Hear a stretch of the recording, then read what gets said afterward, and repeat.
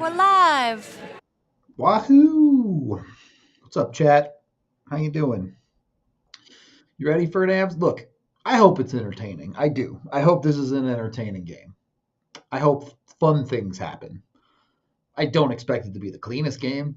I don't expect it to be the A game for either team. But that doesn't mean it can't be fun, right? And yes, the mission tonight is don't get hurt. At all costs, do not get hurt.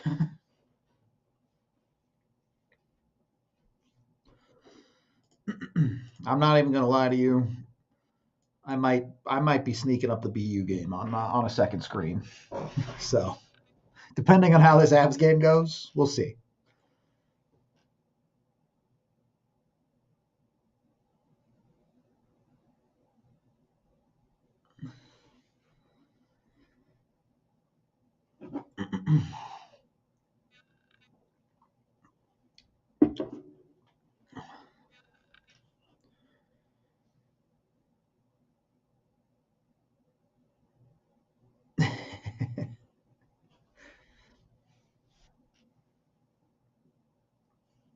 Ooh. It is Fan Appreciation Day, so someone at the game is going to win the jerseys off their backs. That's always fun.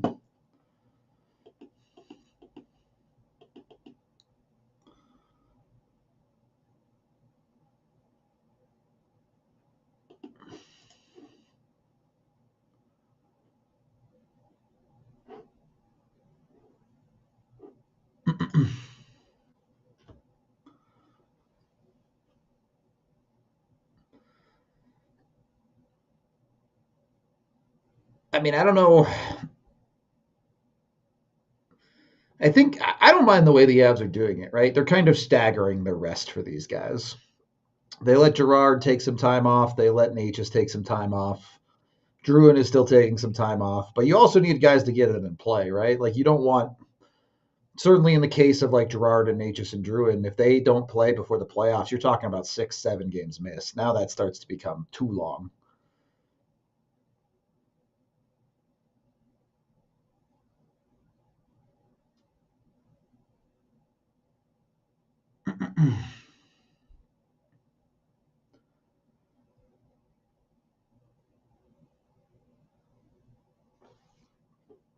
Yeah,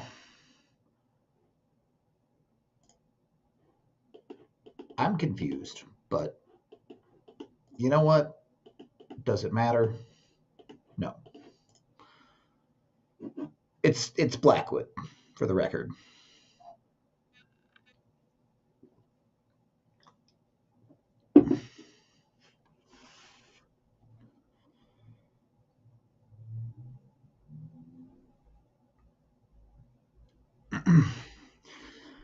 You'd like to see Nichushkin keep up some scoring pace too. I think that's one I didn't bring up in pregame. Obviously, he scored the other night, but he had been cold for a minute there, so you'd like to see him streak the other way a bit going into the playoffs.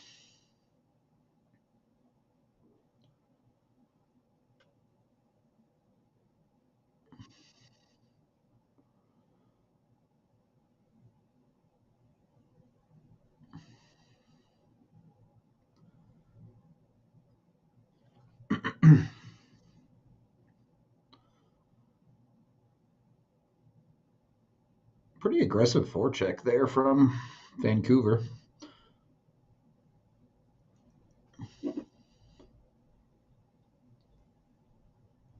They have messed up the goalie graphics a number of times this year. It's been amusing.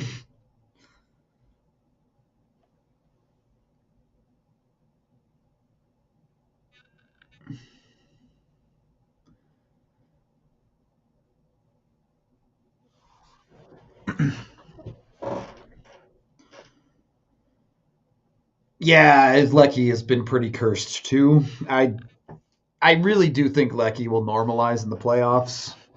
His season has just been so weird, where his shooting was unbelievably hot for 60 games, and in the last 15, it's been the pendulum swinging back the other way, right?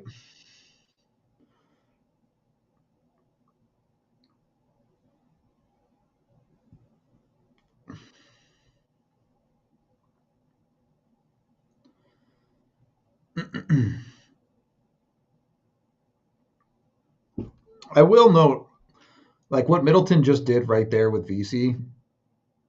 Okay, well, the play fell apart, and then Blackwood had to make a big save. But I do think since not even the trade deadline, but probably post Four Nations break, we've seen the Avs do a much better job of communicating defensively. There's a lot more talk, there's a lot more chatter, there's a lot less uh, guys throwing it blindly to spots and more engagement verbally of like, yes, okay, they're talking about you take this guy, you take that guy, but they're also communicating in the sense of I'm here if you have this option or this is taken away, so rim it or whatever. I do think the Avs have been a lot better than that area defensively.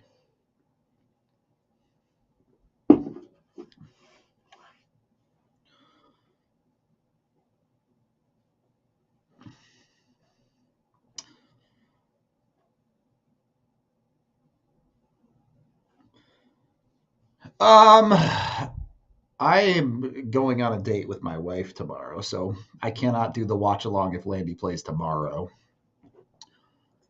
Uh, I will have the game up on my phone at the dinner, but if he doesn't play tomorrow, but he plays Saturday, maybe.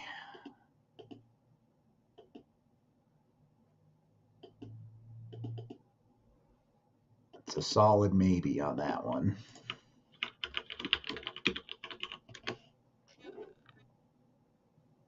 Because the Avs game would definitely be done in time for me to watch the Eagles game on Saturday. No, did my mic break again? Yep. There you go. I bet it's better now.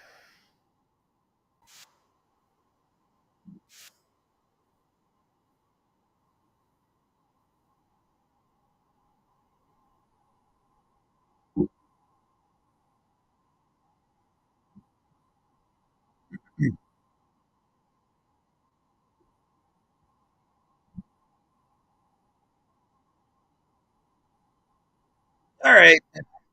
Pretty tepid offensive start for the Avs here.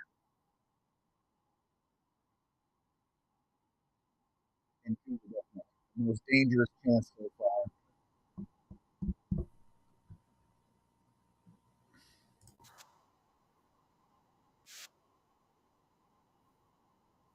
We'll see.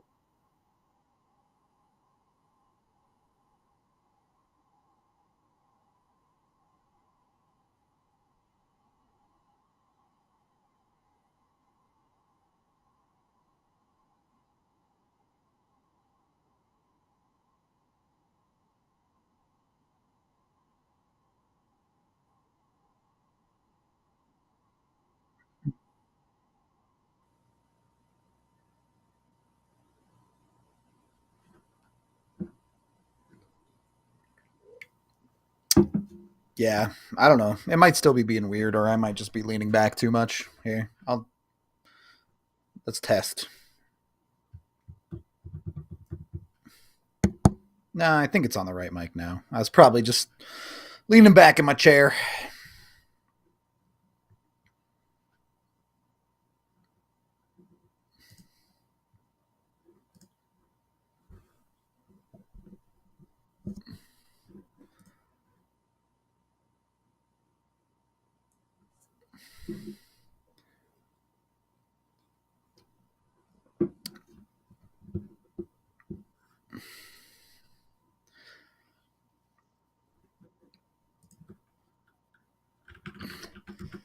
Well, that's not the return Natchez is going to want. Yeah, he definitely got him. Not much to argue there. At least the first penalty of the game was actually a real penalty tonight. That's a good thing.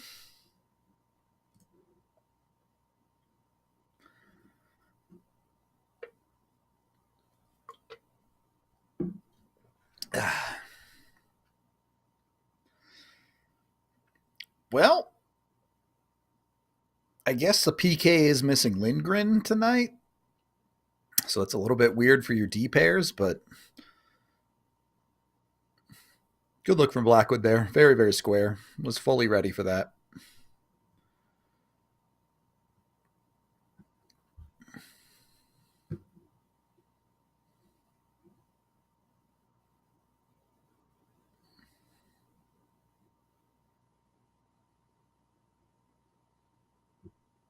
Yeah, it is sad that we don't get to see McKinnon bully Connor Garland again.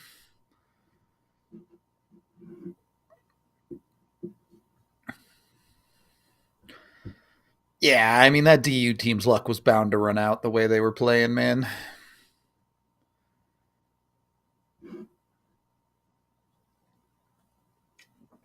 Ah.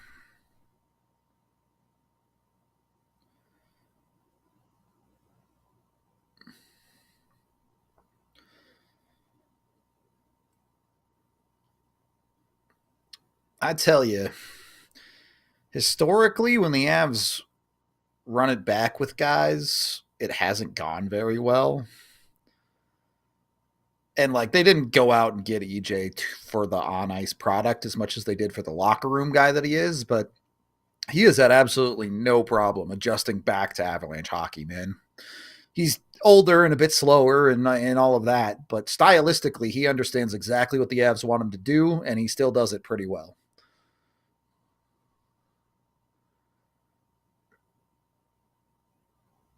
No, the Avs have no more room for goalies. Full stop. After they signed Isaac Posh, sounds like Nabokov is probably going to come over this summer.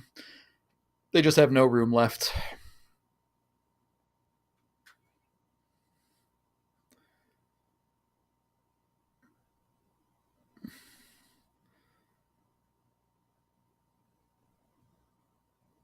Great job by Blackwood to fight through the screen there. Very good start for him. You love to see that.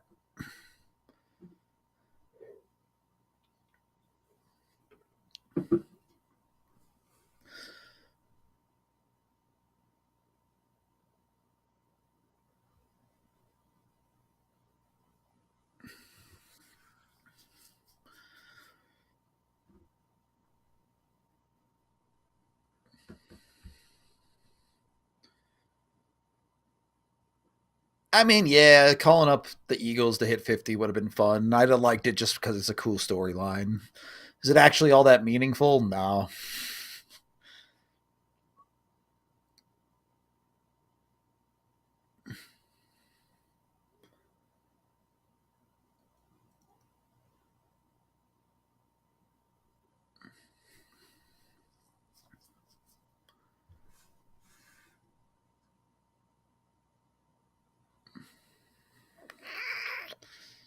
I get that puck deep.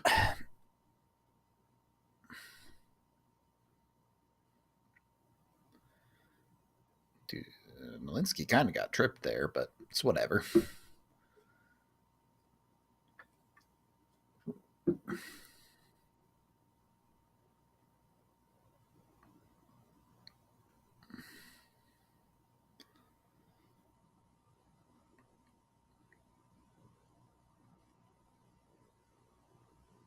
Wow, that puck is just ricocheting off of everything right now.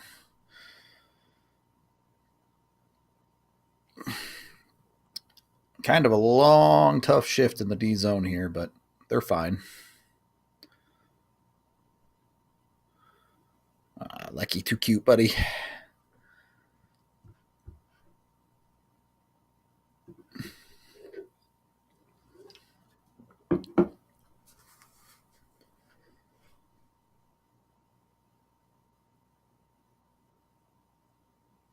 It's a cute puppy.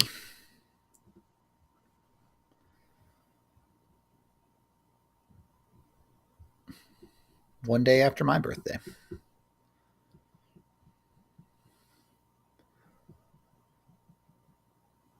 Yeah, again, this is what I expected from both teams.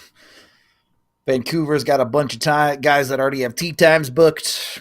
The Avs have a bunch of guys that are trying not to get hurt.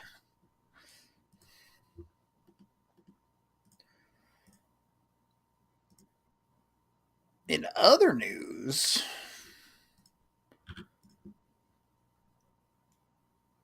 Winnipeg is now up 2-0 halfway through the game. So, yeah, the West is pretty much done.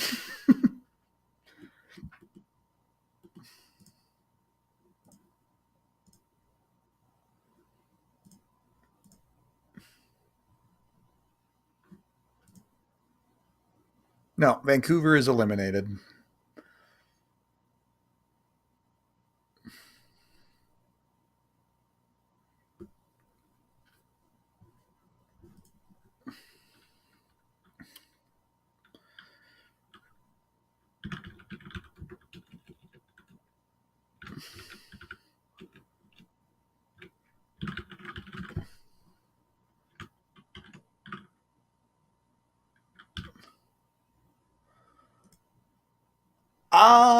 I don't know. The Canucks are a weird team, right? Like, obviously, they had a ton of problems this year, but the only meaningful free agent they have is Besser.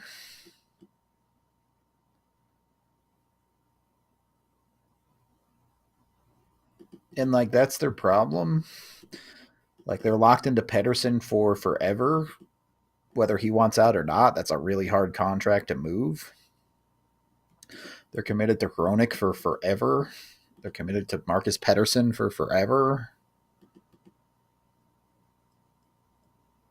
They even have Tyler Myers for 2 more years. Like, they just have a ton of super long-term contracts. So it's hard for them to blow it up, but also, like, the situation they're in is bad.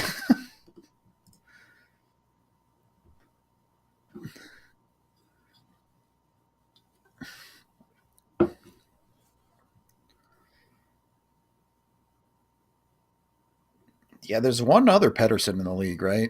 That doesn't play for them.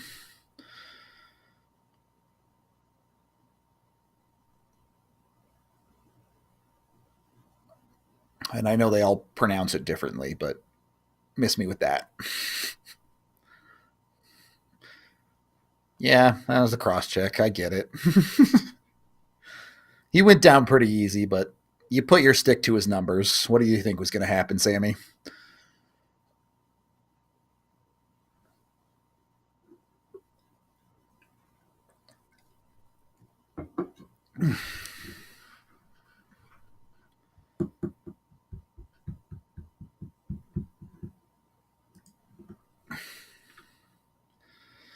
Yeah, I mean, obviously the Canucks had a bunch of off ice drama, which kind of imploded their team, and then injuries were a problem for them too.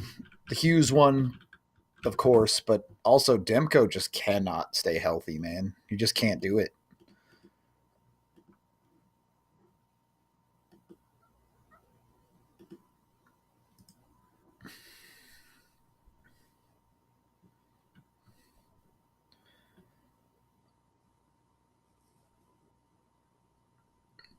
Look, if that's how they want to call it tonight, I'm not going to argue. Obviously, I've bitched about the refs enough lately, but in a game where my biggest concern is no abs get injured, if you're going to call it soft, fine. Just make sure you call it soft on them too.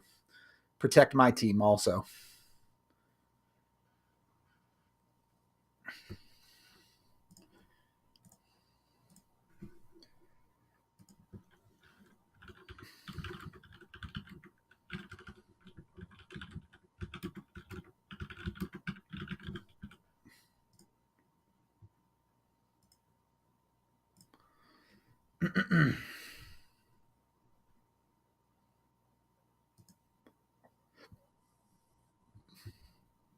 Your PK is doing good work though, so you know something to build with.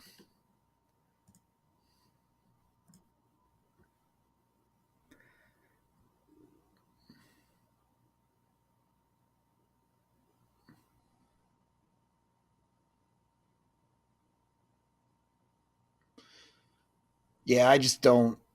I don't know what you do if you're Vancouver. You just feel stuck.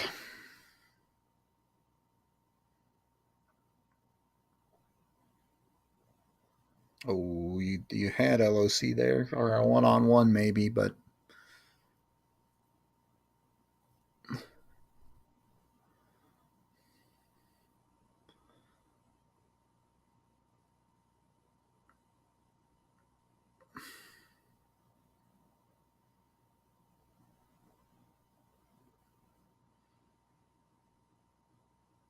All right.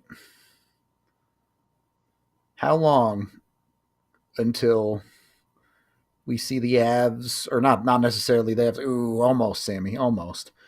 How long until we see NHL players in like shootouts and penalty shots start doing the thing that tennis players do, right?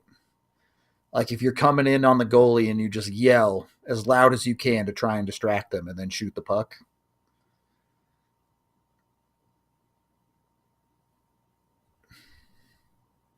How quickly would the NHL ban that?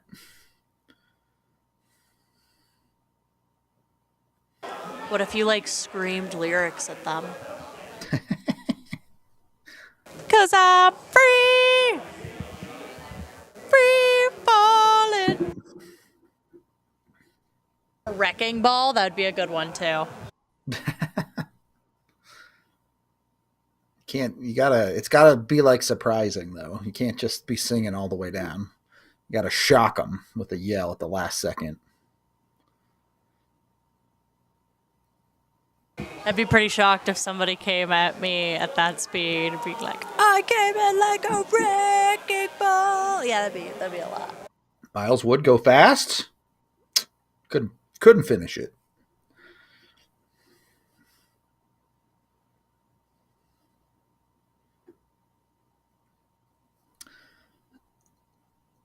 I mean, yes, the spinorama is not banned on breakaways, but like it's really hard to know during live play how much room you have on a breakaway because you know they're trying to chase you down, right? And you don't have eyes in the back of your head.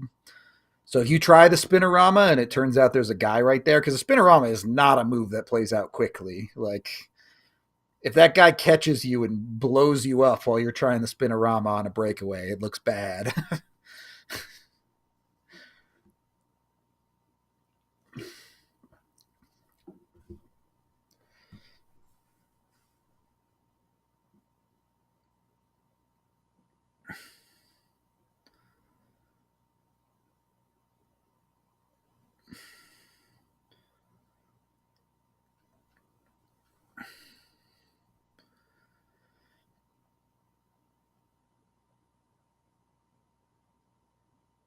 All right, genuinely though, like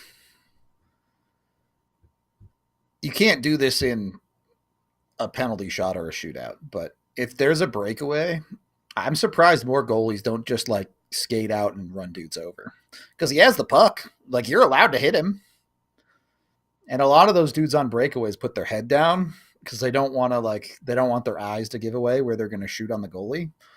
If you're a goalie and you see a dude put his head down on a breakaway, just step up and crush that guy.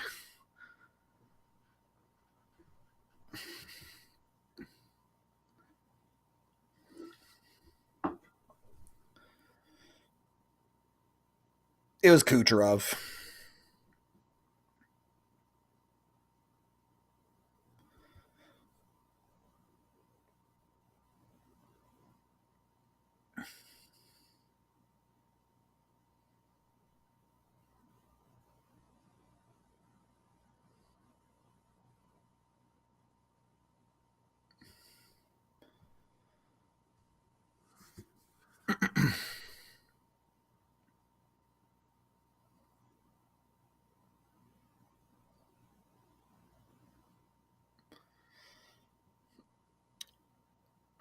All right. I mean, your best chances have come from your depth guys if you're the Avs.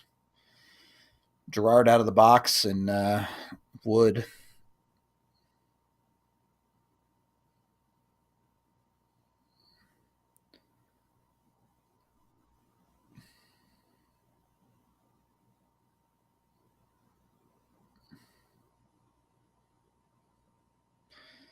Oh, that was Stamkos, Jamie. Yeah, he had like a clotting issue in his lungs, so he wasn't like cleared to play that year. They also had Kucherov do it, so Tampa has done it in multiple ways. The Stamkos one was more legitimate. Like Stamkos actually had problems, and he played 3 minutes in that one game. He scored a goal in 3 minutes of time in the playoffs, and he probably shouldn't have even played that game from health wise.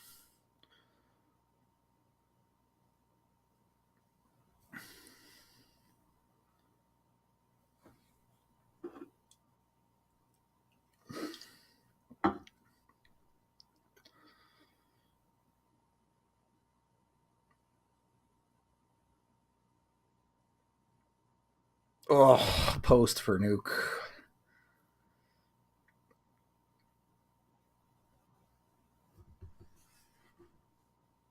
Yeah, worst case scenario, the Landy situation might play out pretty similar, to be honest. All right, look, let's be honest. The reality is Lecky's too clutch, all right? These games don't matter, so Lehkonen is not allowed to score goals. When they matter, he'll clutch up.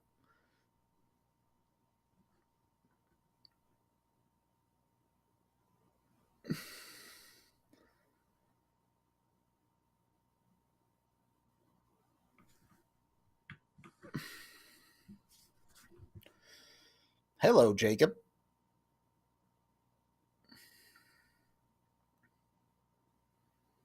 What is this line? Nichushkin, Nachis, and Kiviranta? Centers overrated, confirmed?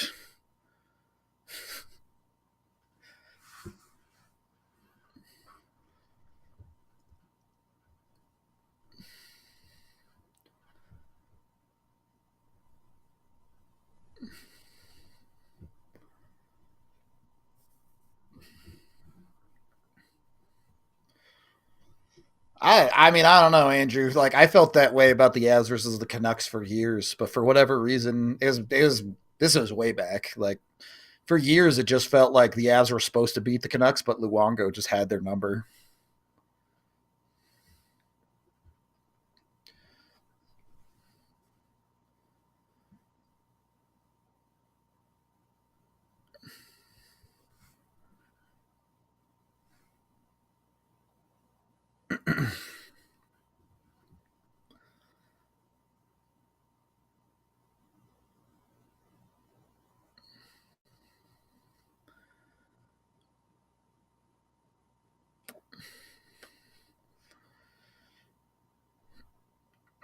Smooth little shift from Drury there.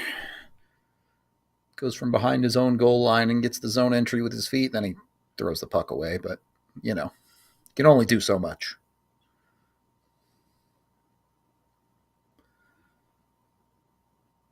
Yeah, I mean, come on. Did you guys really think Shilovs was the truth? It's pretty clear he just had a hot little playoff run.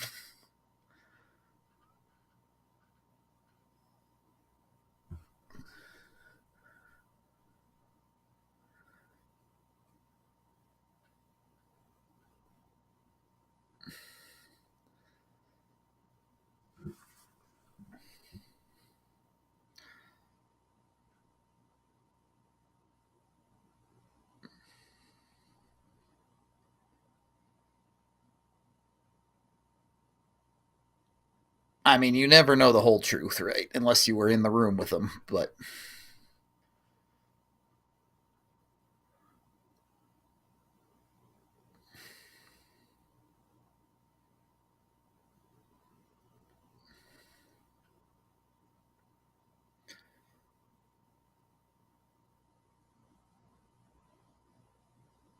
that was really weird from Nelson. I don't know what happened there.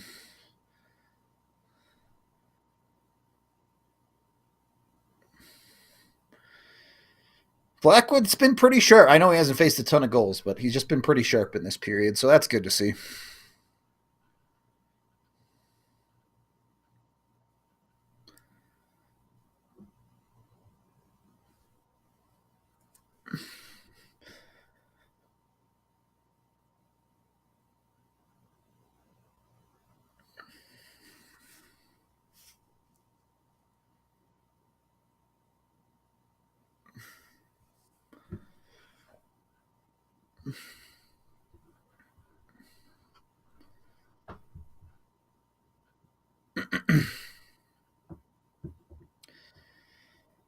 I think Gerard has always quietly had more physicality than people think. What I think the difference is with Sammy, though, is he's now been in the league long enough that he like understands what he can and can't do physically. Like, it takes usually when you're talking about defensemen, for them to fully develop in the NHL, you're talking about between 300 and 400 games, unless you're a freak like Cale Makar, who does it in 20. And like Gerard was always good at the things he was good at, right? But it took him a long time to understand the situations and the archetypes of player that he's playing against when he can be physical. Because on a baseline, Gerard was just never physical when he first entered the league because he was too small for most situations to be physical. But he now understands that he can do a little bit more of that than he initially thought. And like obviously for years against other super small guys like a DeBrincat, he's never had problems being physical with them, but he's understanding that when played correctly, even guys a little bit bigger than them, he can still have a physical edge with. Obviously, when you're talking about guys that are like 6'3", 6'4", he can't do that, but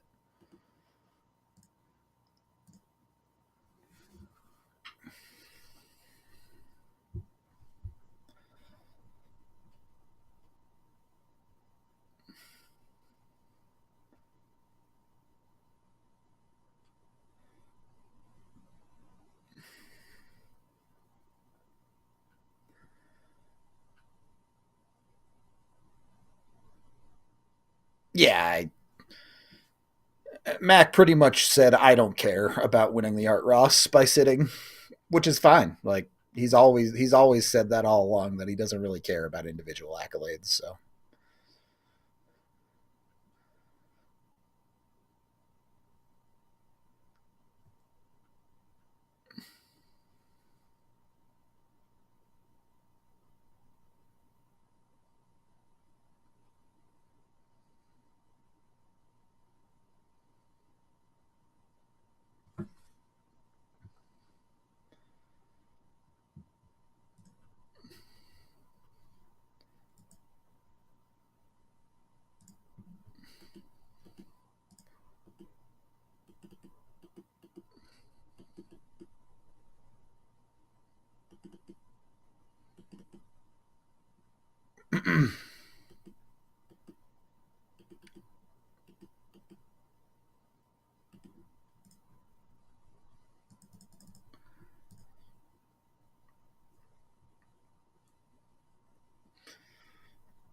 I mean, I don't know Kucherov personally, but the way he acts, I think Kucherov is selfish enough to want to win those trophies.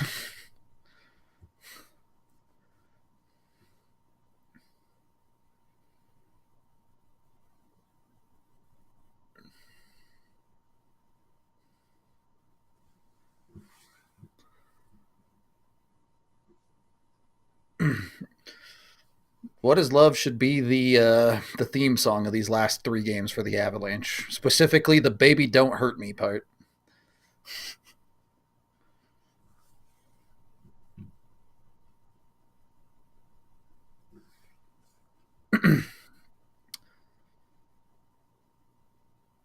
Good little play from Nate, just not really all that competitive a shot from Taves.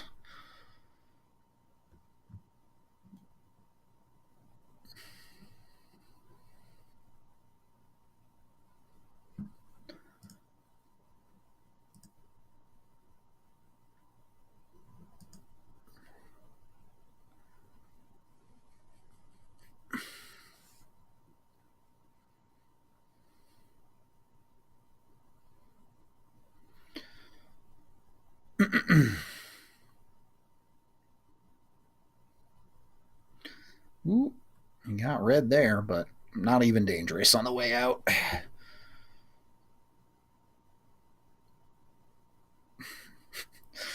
I tell you what, Miles has certainly upped his game the last handful.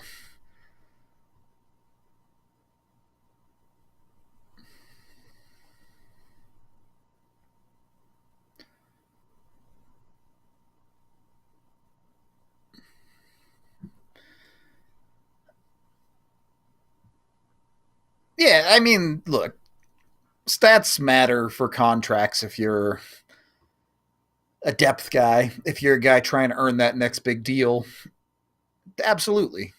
But if you're Nathan MacKinnon, who is on a $12.6 million deal until he's 35, like, Those stats don't mean anything to Nathan. He doesn't care now. When he was making $6 million a year, he cared. He wanted to get every point he could to get that next big contract. But now that he's got it, that extra point, that extra goal aren't meaningful. He's just trying to win.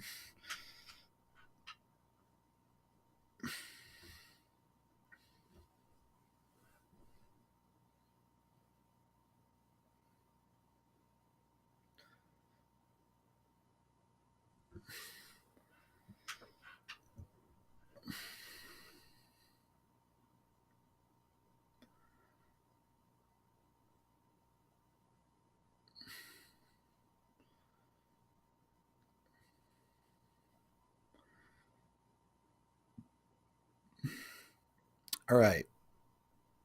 Keaton or EJ? Which one's going to score tonight? One of the defensemen. Gotta be.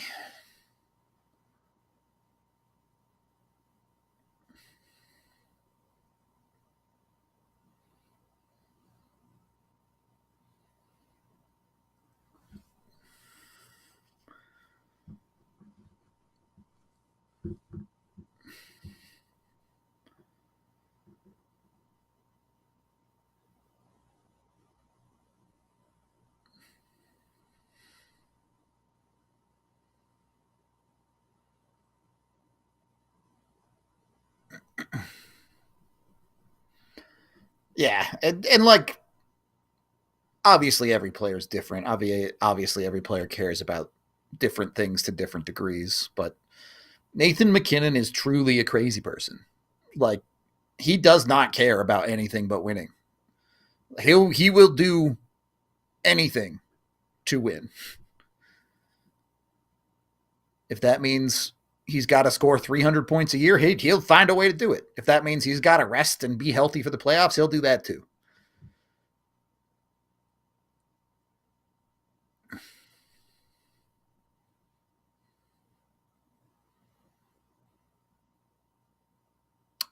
I don't know what you mean by a DNVR movie.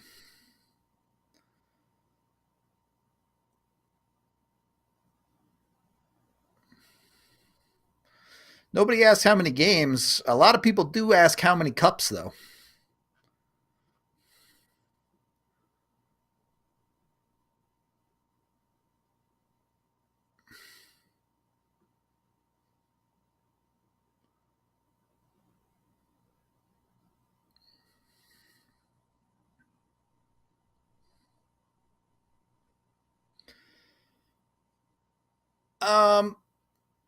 I think pretty definitively McDermott is a worse defenseman than Middleton.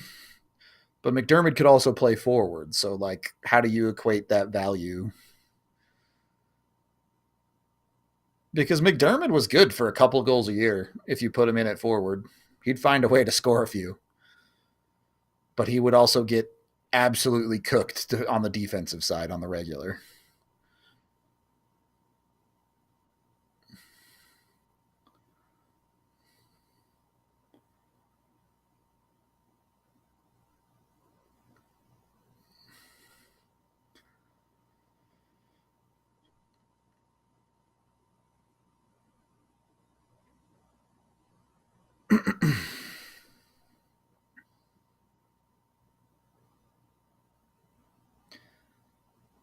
It's a sweet little cycle on the blue line there. Kale just missed the net.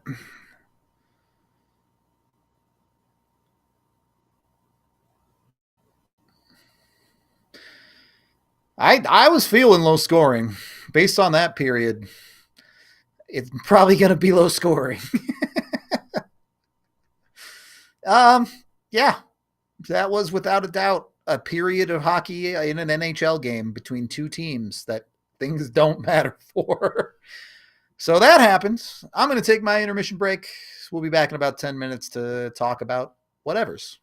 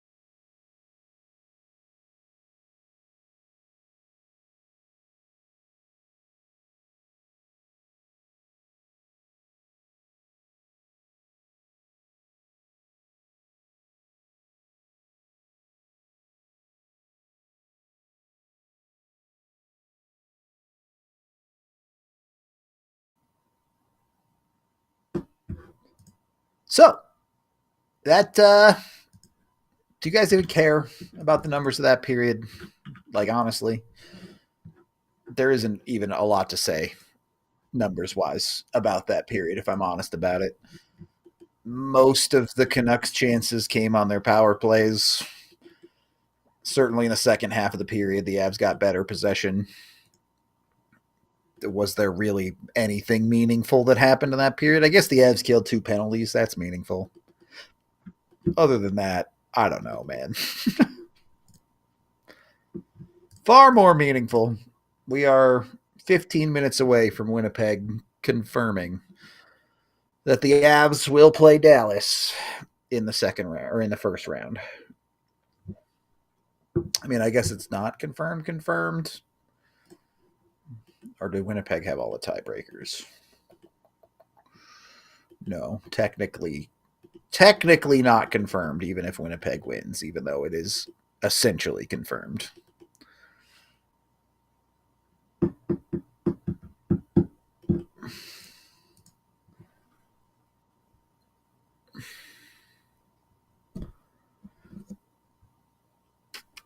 I have not watched the new season of Black Mirror yet. I want to, though. And then I'm curious to see what they do with the next season of The Last of Us. Like, I won't spoil or anything, but like, what do you do?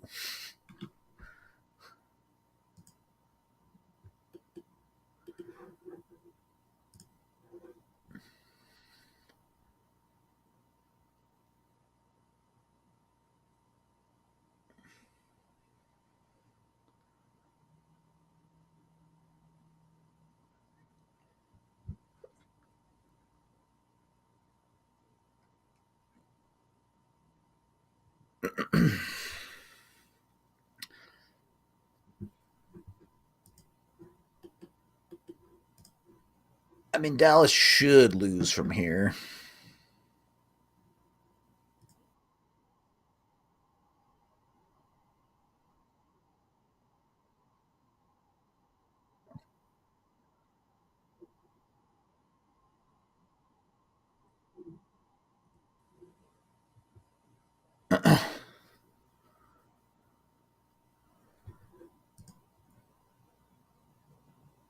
Yeah, I know. I know it already got renewed for a third season, but like, if you played the second game, like, again, no, I won't spoil it, but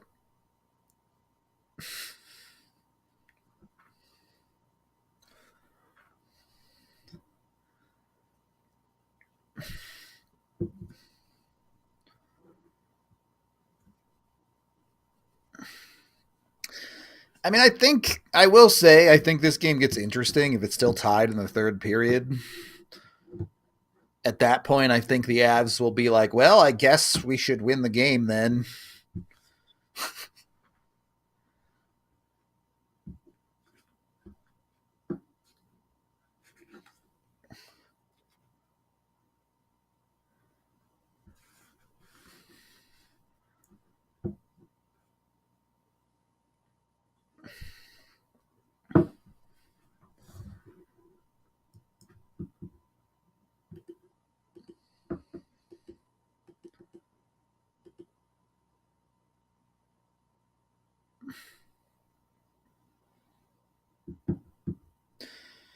Alrighty.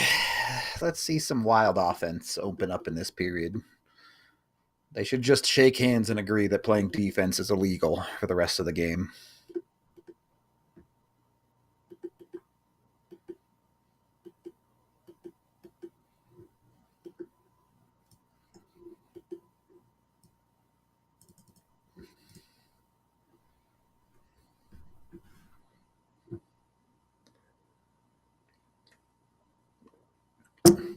I was asking this.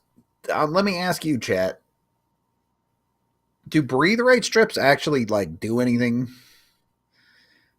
I feel like they don't actually do anything for you, and it's just like a mental thing. Which, like, if that works for you, great. But There's no way that strip actually makes you breathe better, right?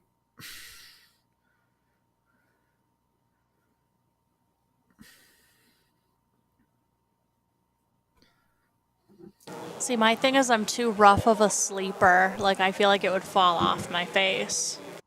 Oh, same. I toss and turn all the time.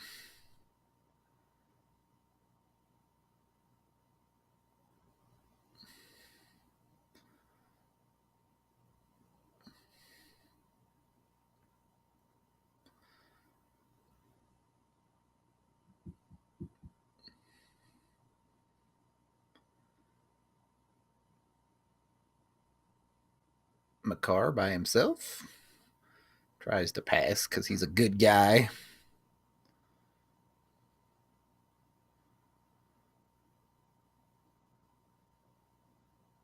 All right, so chat has immediately told me both it does and doesn't work. So you have not been helpful.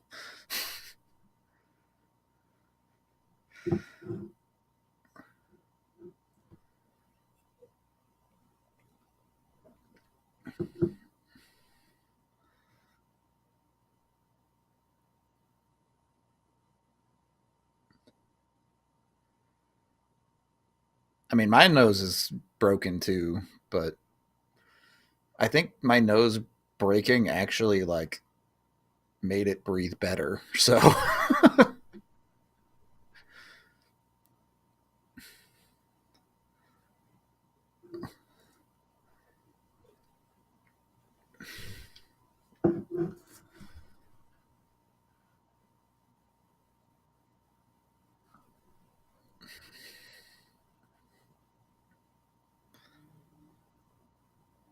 yeah, Malinsky can fire the puck, man.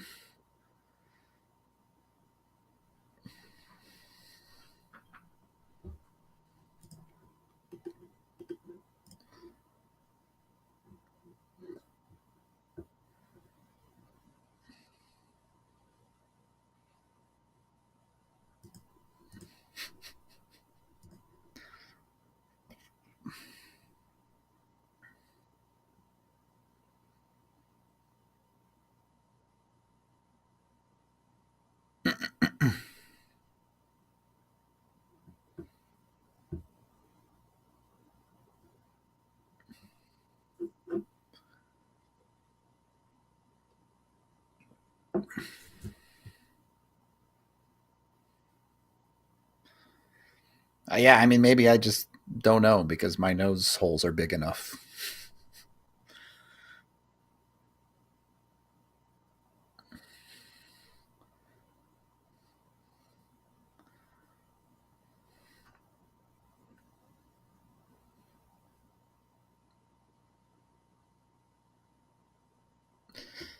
Yeah, my hopes are pretty low based on the first 2 minutes of this period. A lot of cruising happening. Wow, that was a weird ass bounce.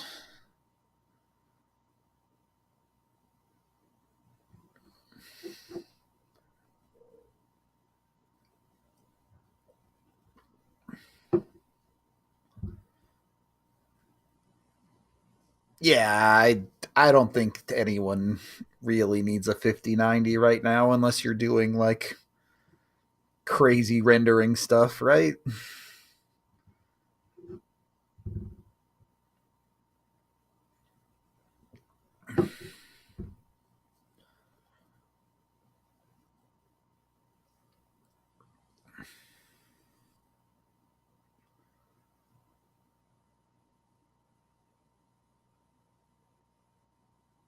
Oh, it's loose. Wow, Lincoln did not track that puck at all. That was weird.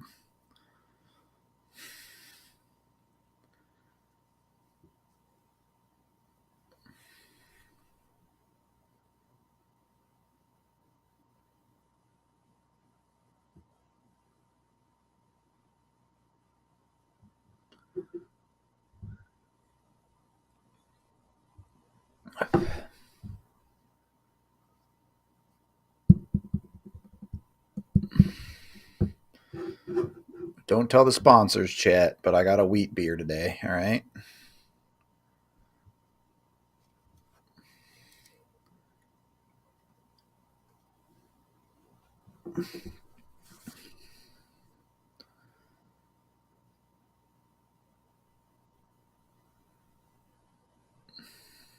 I mean, it's at least a decent forecheck there, but fell apart pretty quick.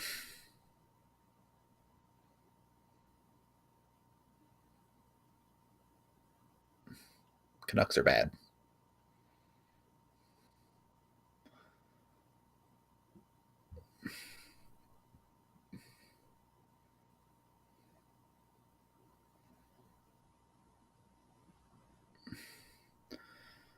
Yeah, I mean, they have the like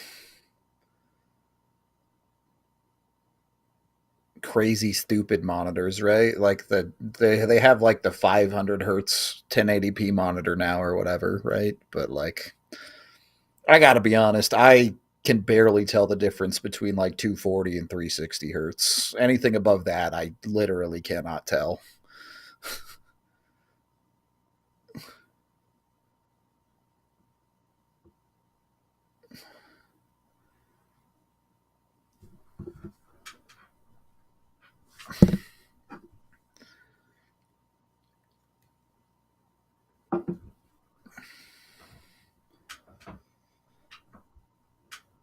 I mean, I think Nelson has struggled with the puck at times, but he's also been more than fine. Like for your 2C, he has what, 11 points in 15 games? That's fine. Like what? What's the problem?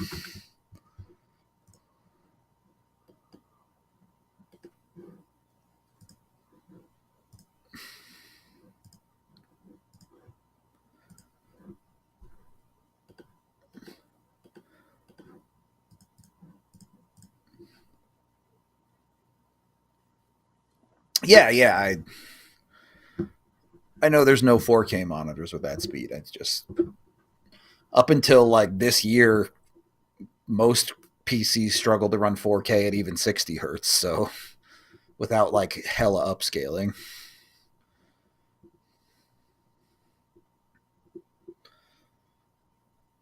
Yeah, I mean the humans can't see more than 30 FPS thing was always stupid. Well, the Avs give up the first goal of the game. Of course, Kiefer Sherwood gets a point on it.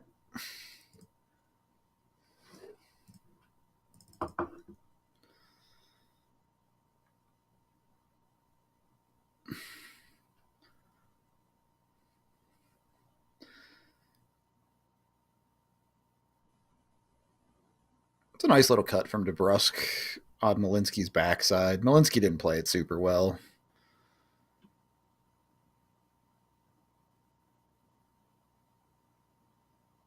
Nice little flip tip from DeBrusk there.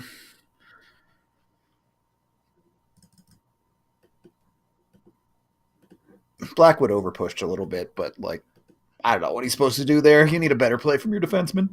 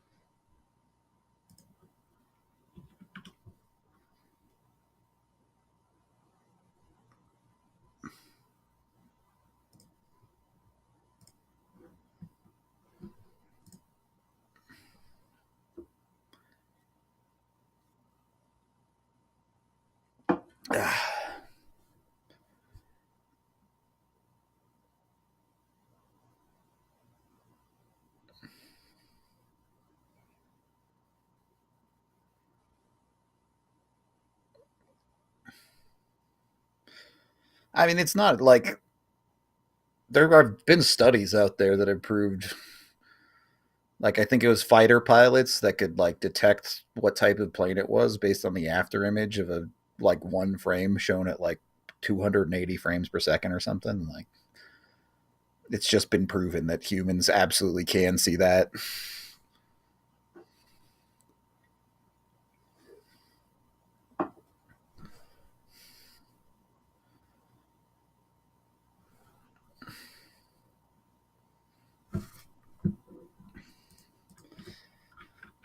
I'm happy for Kiefer Sherwood. Like, I'm glad that he's carved out an NHL role for himself and is having a good year, but I don't think what he's done this year is sustainable for him.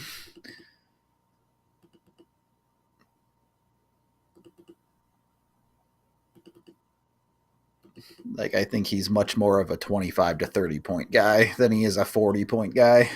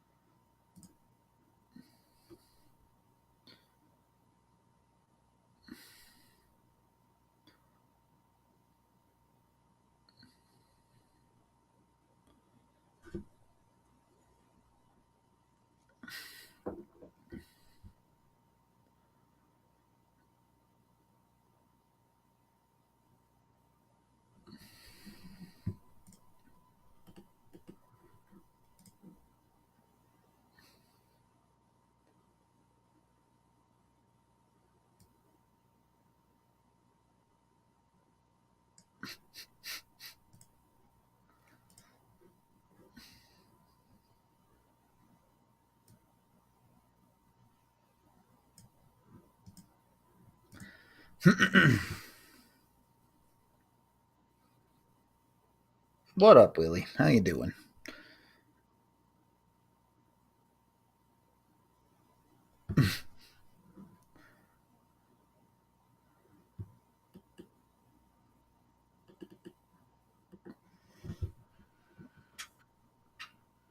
I mean, there's a bunch of, when you look into hits as a stat, giveaways and takeaways too. They some of the way those stats get tracked are borderline made up.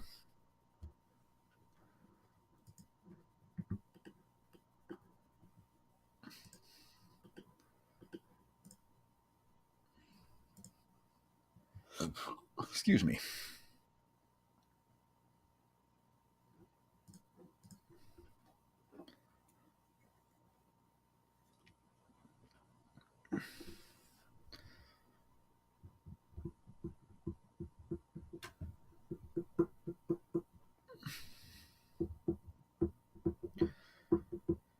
I mean,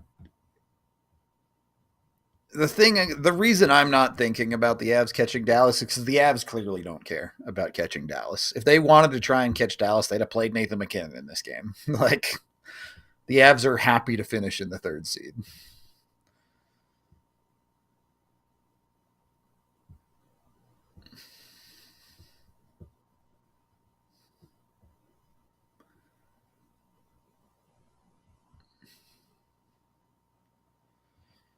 Look, man, when you've got a watch along to do, you've got to sip small, all right?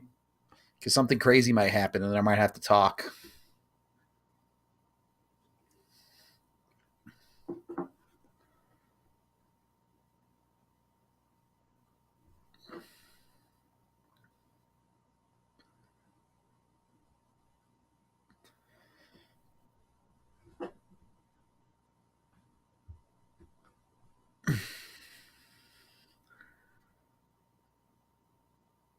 I mean, I think if it's a 1 goal game in the third period, the Avs will probably turn it up a little bit. I don't know that I expect a whole lot out of this period.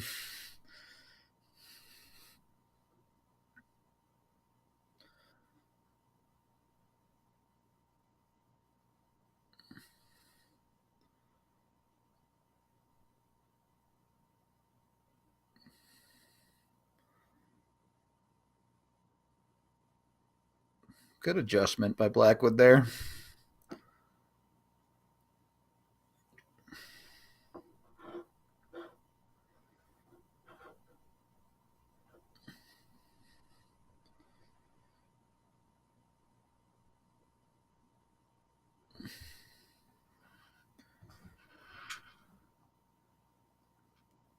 Just a quick 9-point night for Makar. That'd be fun.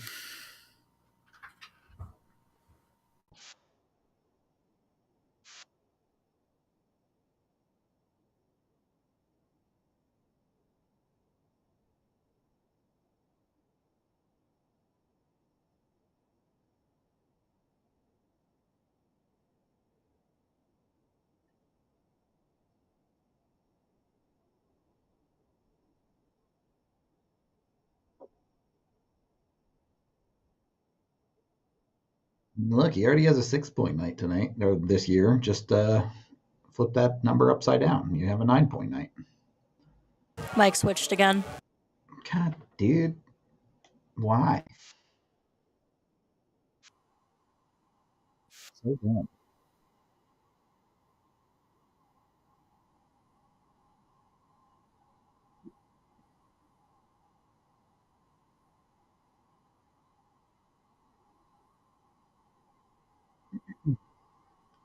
Let's check the scores. Oh, it's 4-0. All right, that game's over. Yeah, so that's that.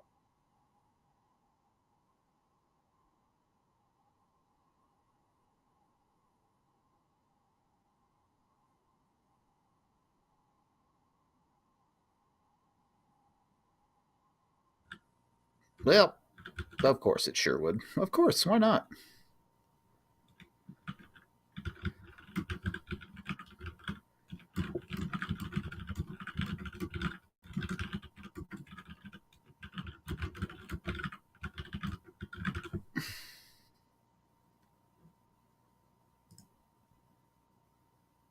It's pretty bad from Blackwood. Shouldn't be a goal. Short side there. You can't leave that gap. There's no reason there should be any daylight there.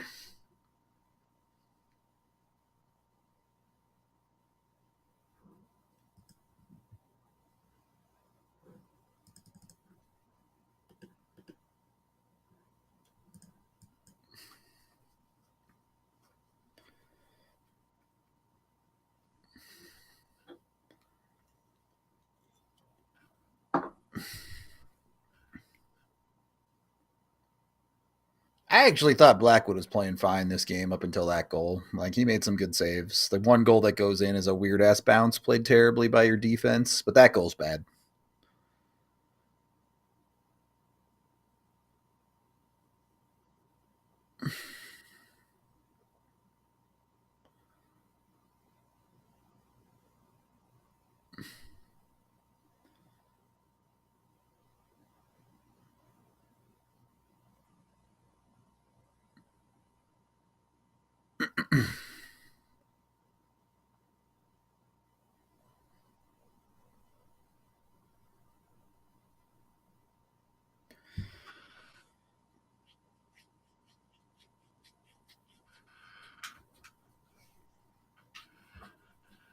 I can tell you guys, Wedgwood is not taking the starter job.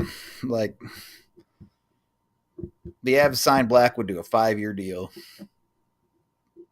They're not going to give up on him because of 3 bad games.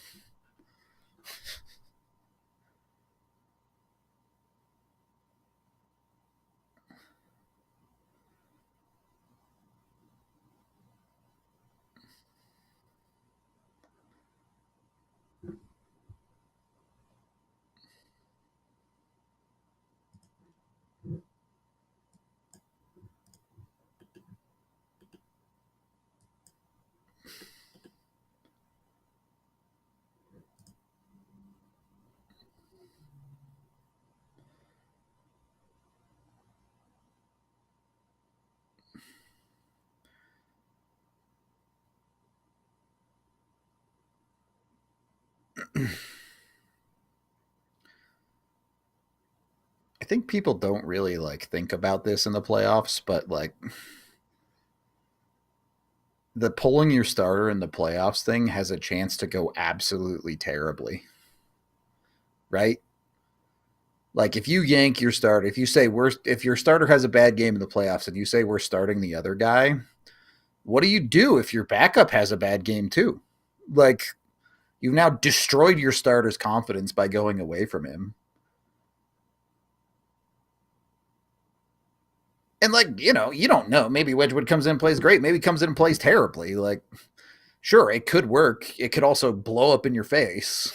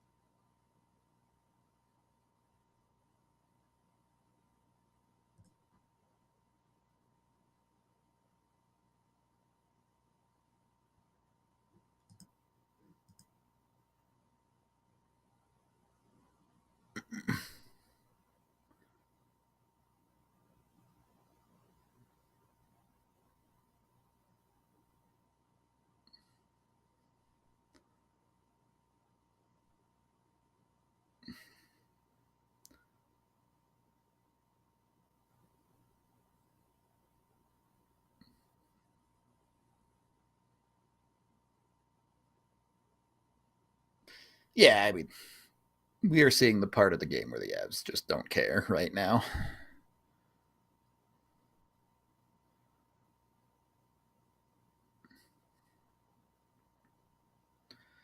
Like, I don't even know. Like, yes, if you look at the past 2 weeks, there's a handful of bad games for Blackwood in there, for sure.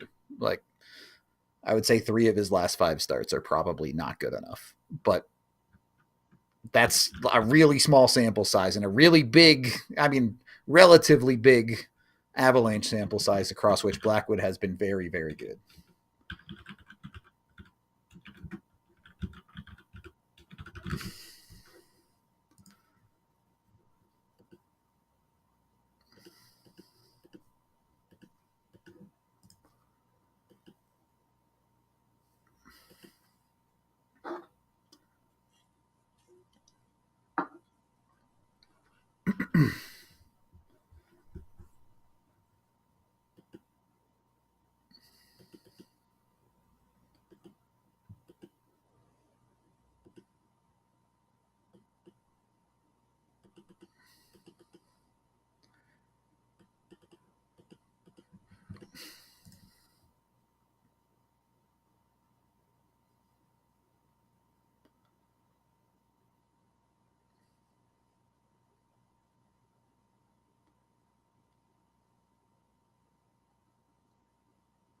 Indeed. Go be you.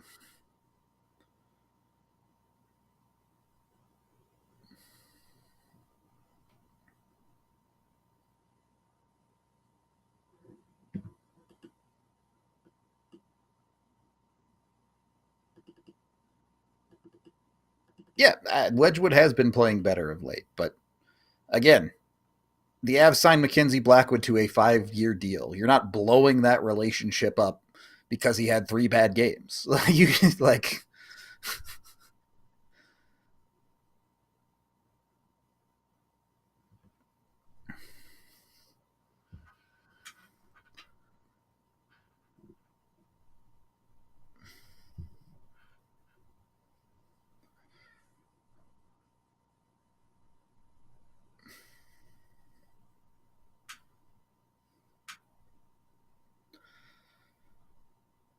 it's the same conversation as like, oh, Kiviranta has goals in his last 3 games, so let's put him on the top line, and then he doesn't score for 20 games, and you look like an idiot. Like, it's the same thing.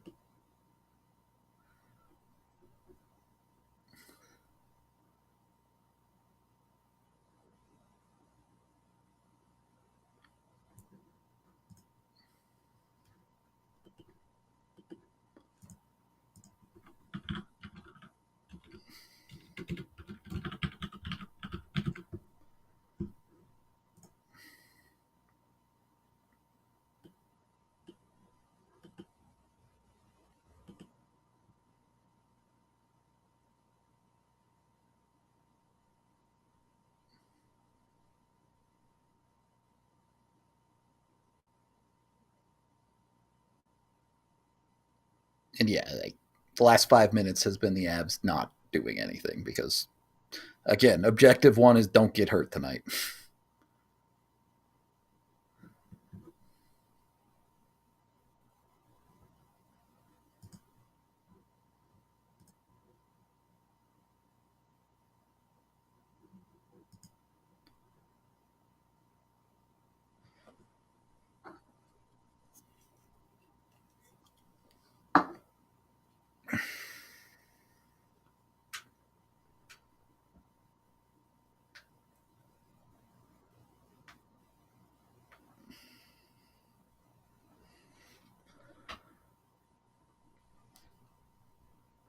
Yeah, I don't know what the screaming was about there.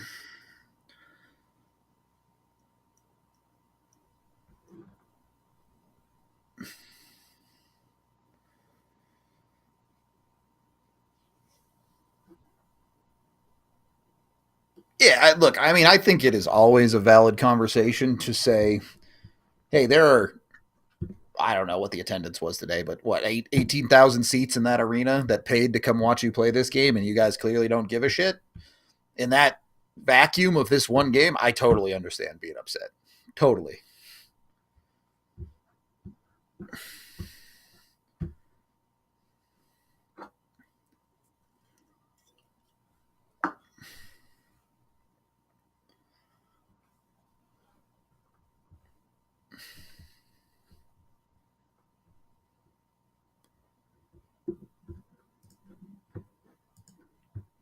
Yeah, half the playoff teams in the league are coasting at home. It's just the way things worked out this year.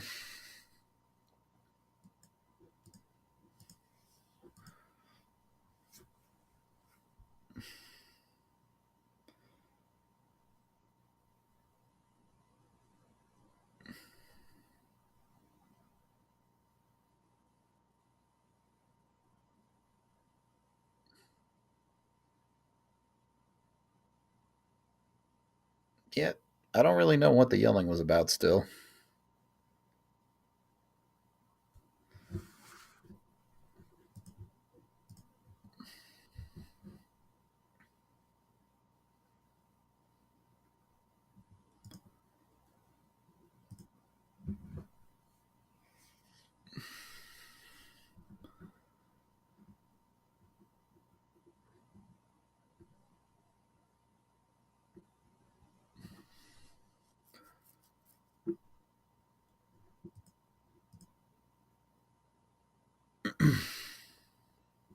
Okay, they can be mad at the whistle. I don't, whatever. I don't care.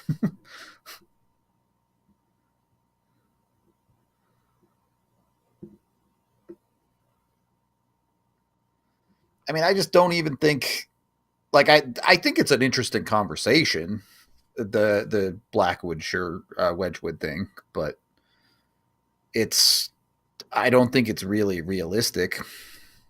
And like to prove my point here, we're 5 minutes left in the second period, and Blackwood has faced 18 shots. Yeah, you don't love that he's given up 2 goals on 18 for sure. Wedgwood in his last 3 starts faced 21 shots, 23 shots, and 27 shots. So if Blackwood stops the next 3 shots, like he's played just as well as Wedgwood did in his last game. It's just that the Avs have no goals right now. In fact, you could even take that one step further. Wedgwood gave up 2 goals on 9 shots to start that game against Vegas. So when you actually dig into what's going on behind these games, Blackwood isn't even really playing much worse than Wedgwood, at least tonight. Wedgwood has had pretty easy workloads. I just think people have overhyped how much better Wedgwood has been than Blackwood. And I do think Wedgwood's been a little bit better than Blackwood over the last 2 weeks, but not like this chasm that they've made it seem like, because the Avs are just not going to score a goal, it seems.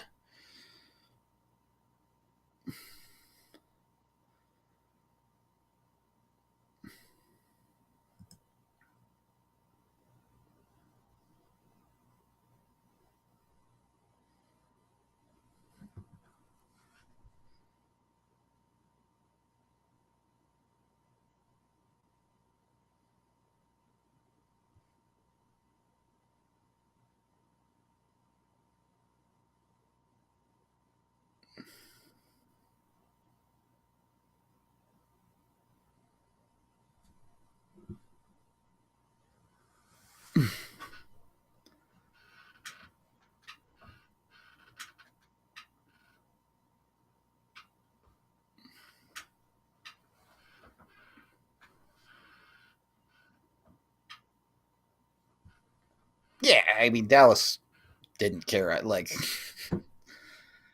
especially after that game they blew the other night to Vancouver. Dallas clearly has packed it in and is just ready for the playoffs.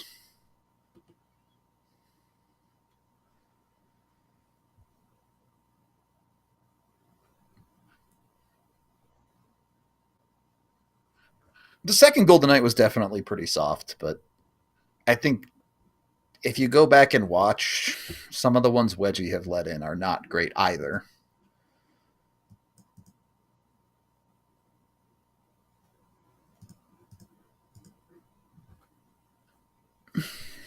People just seem a lot more willing to give Wedgie a pass when the defense just clearly doesn't give a shit in front of him.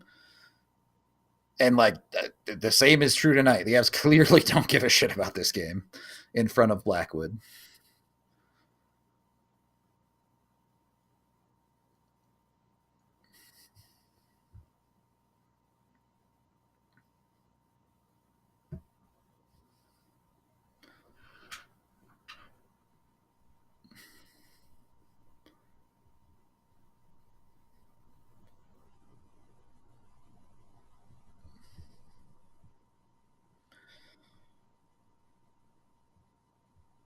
Other than the shootout, I'll give you that. Wedgwood is definitely the better goalie in the shootout. No argument there.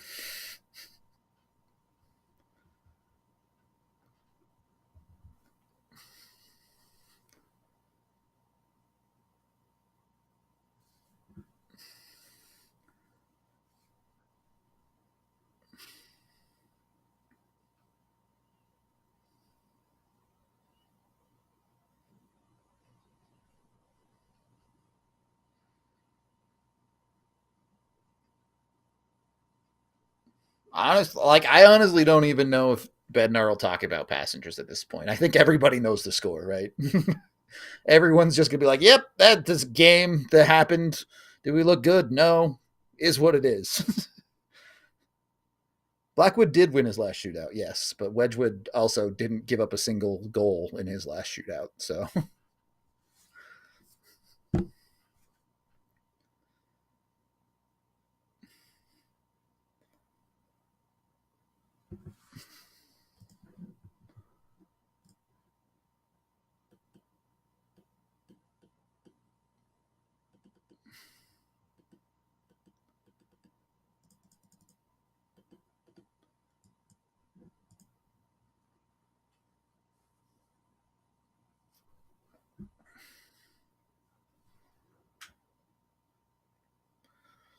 well, the refs are having a little chit chat.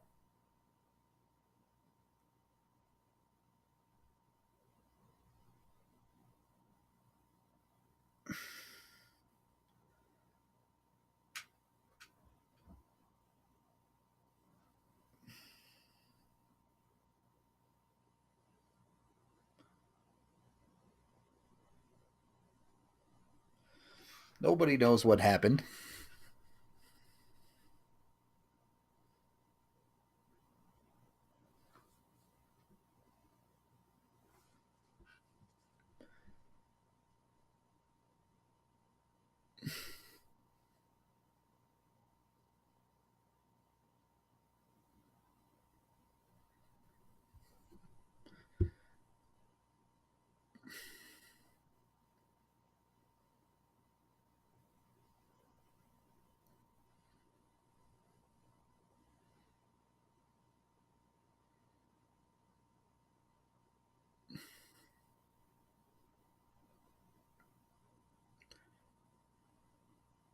Blech.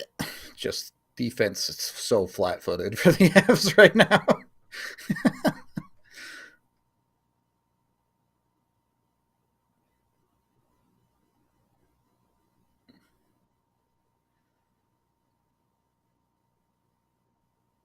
The Avs like actually trying to throw that puck to the ref repeatedly.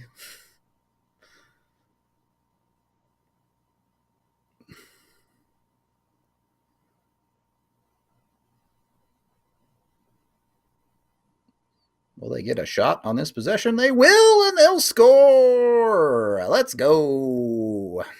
Just like that. Don't know who got the tip. If they're even, maybe it hit a... Yeah, Taves is leading the line, so I guess it didn't get tipped, or did it hit a Canuck?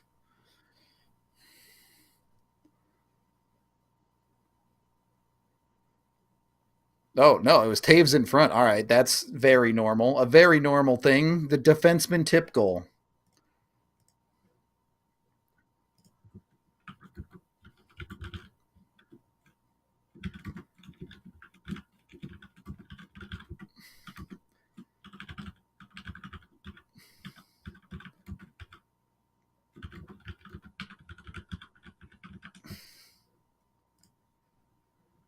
Cool.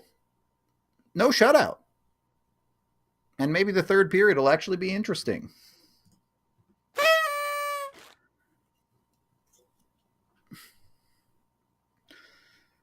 You kind of owe the Avs a power play at this point, refs. I got it. Neither of these teams gave a shit for most of the second period, and you just wanted to go home. But if this is a close game in the third, you really going to call no penalties on Vancouver tonight?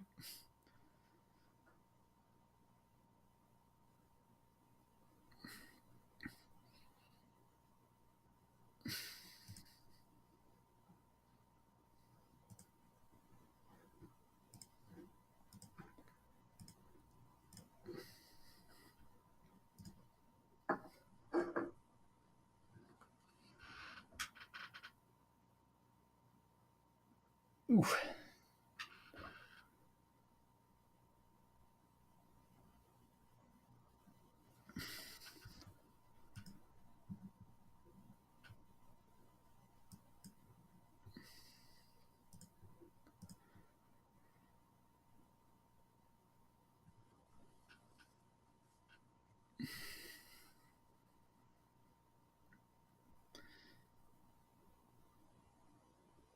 Okay. Well, that didn't take very long. You could tie this game at the end of the second.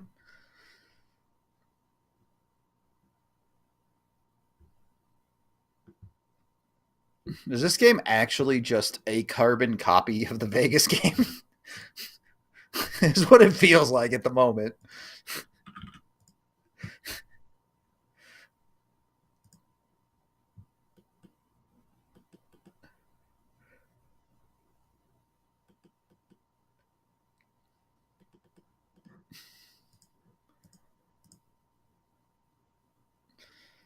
Yeah, it'll be what? Nelson, H's, Nichushkin, and Coyle, it looks like. So no Lecky.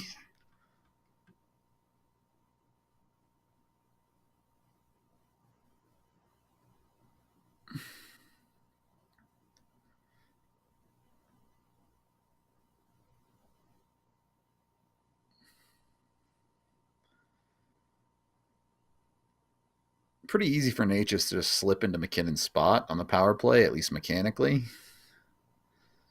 Love the movement from Coyle and Val there. Good chance Val's got to do a better job with that shot, but I liked it. I liked it.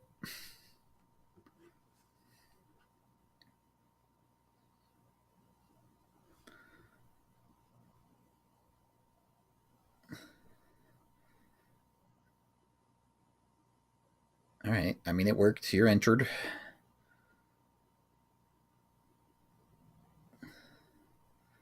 Kale's just so calm with the puck, man.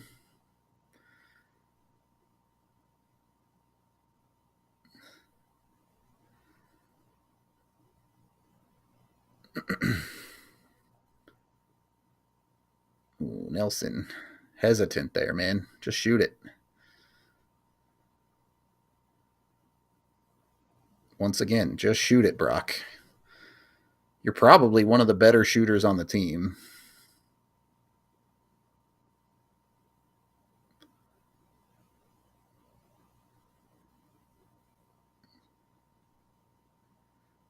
You got a man behind here if you hurry a little bit. Yeah, end of this shift, I guess.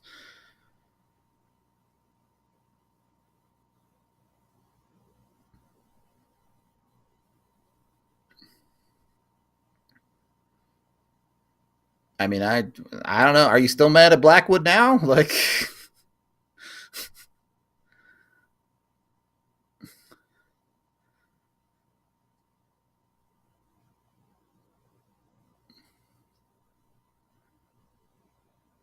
I really didn't hate that power play. Nelson just has to shoot the puck. That's all.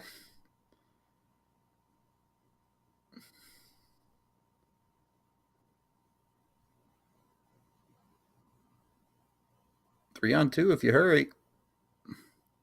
Oh, no time, unfortunately. I don't know. It's the typical story of the Avs right now. The first 30 to 35 minutes of the game, they just don't give a shit. And then they play a little offense and make it close. And we'll see what happens in the third. I'm going to take my intermission break. We'll be back in 10 or something. I don't know. Maybe there'll be hockey stuff. We'll see you soon.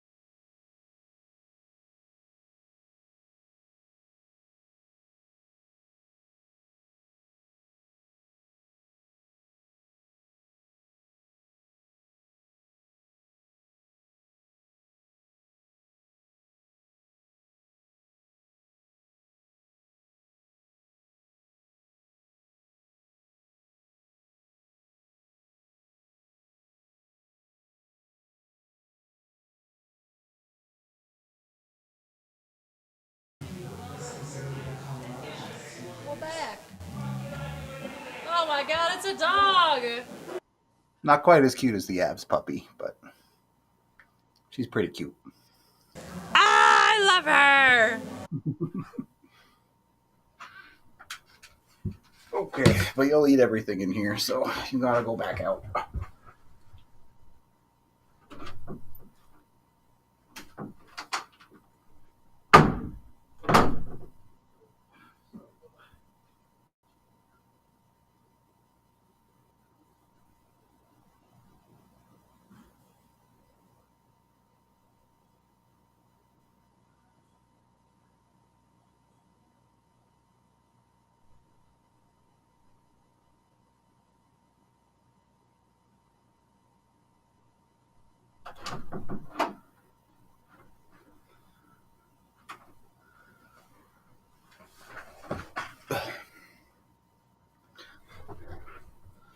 This is my other dog. He'd rather die than be picked up, so But he's still a good boy. he doesn't care. He's leaving.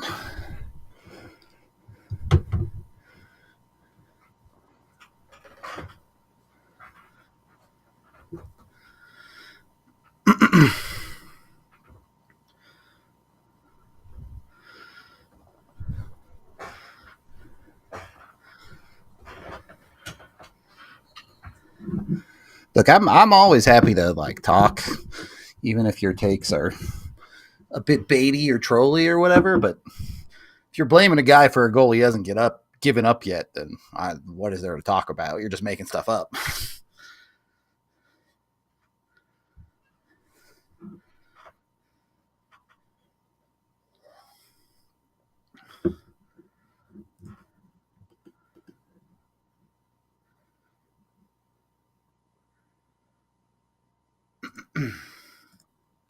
I am curious to see how the Avs respond in this period, though. Are they going to care? Like I think they are. Where they're like, it's a 1-goal game, let's go win. Or are they really just going to coast this one home and not even think about it?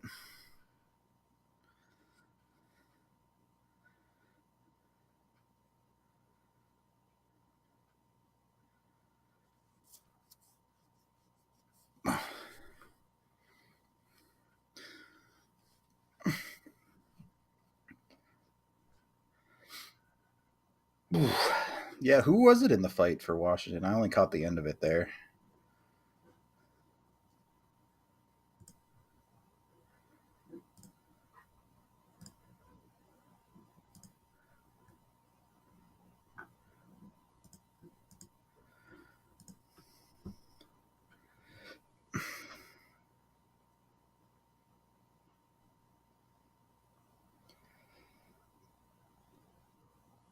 Yeah, I mean, look, if the Avs can't beat Dallas with a hampered Heiskanen and the defense Dallas put together this year, then it might never happen.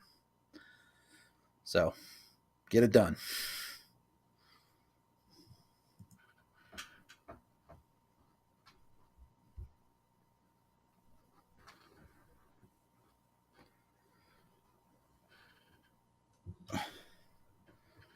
Is my thing long enough? Get a little sneaky doggo cam.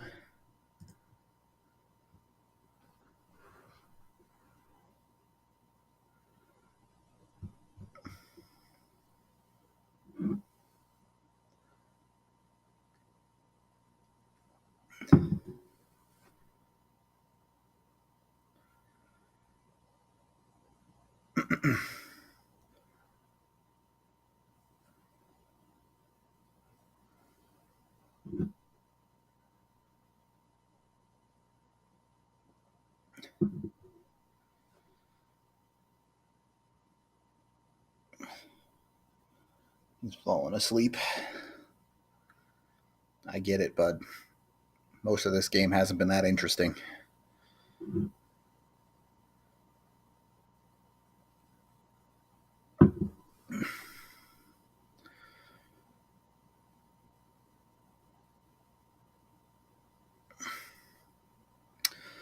I mean, I really do think the winner of the Avs-Dallas series goes to the conference finals. I think whoever comes out of that series just smokes their second round opponent. You get to the Final Four and stuff happens, but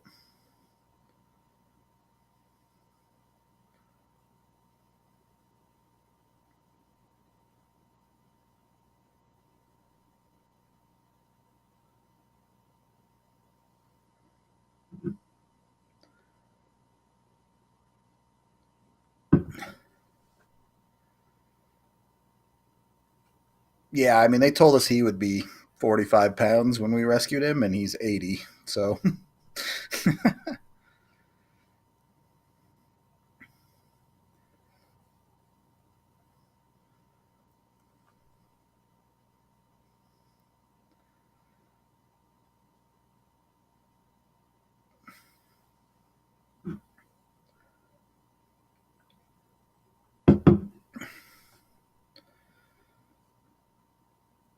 I mean, I just don't know that Winnipeg has the juice. Like, even with getting guys back, their depth isn't what it was in previous years. I still don't trust Hellebuck in the playoffs at all.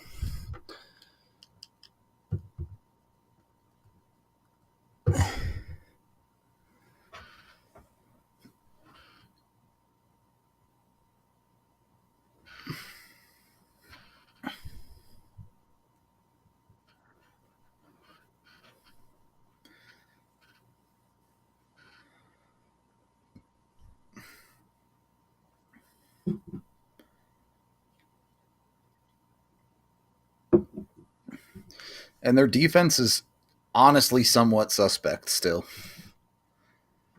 Like,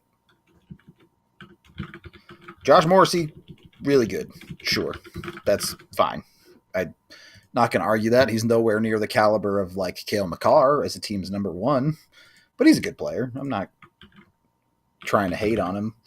But they're committed so much to guys like DeMello. And I love Dylan DeMello. I don't love Dylan DeMello as a $5 million player. Pionk's, what was a couple years of very promising play in Winnipeg, has disappeared. That guy statistically has fallen off of a cliff the last couple of years.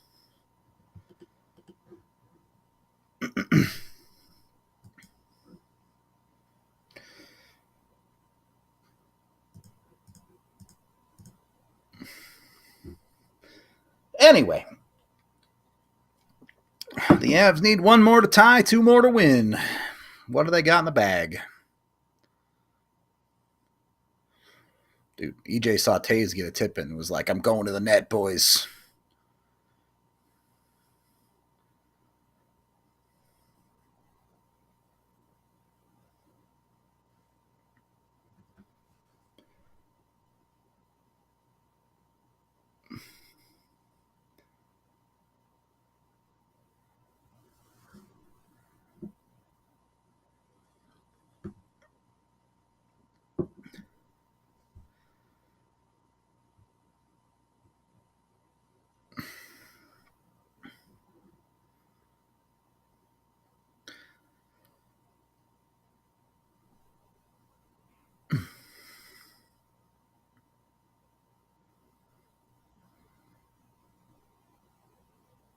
Yeah, I could use a no OT night as well. That'd be cool, Avs. Thanks.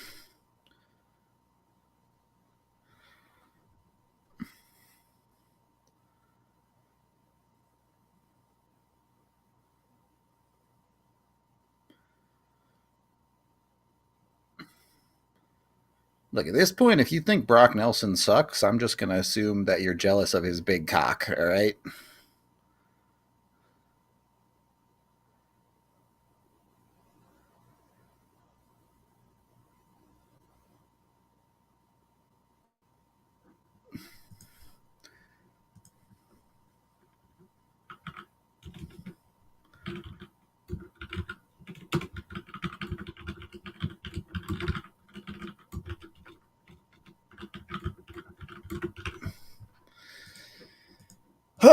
I mean, I know refs are not biased towards the Avs, particularly more than any other team, but how can you watch the last 5 to 10 Avalanche games and say that the refs are even semi-competent. Like, it's actually outrageous.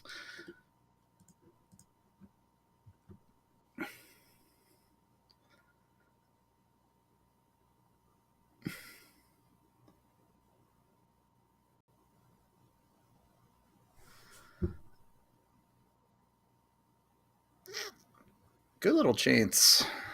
Couldn't make it count, but all good.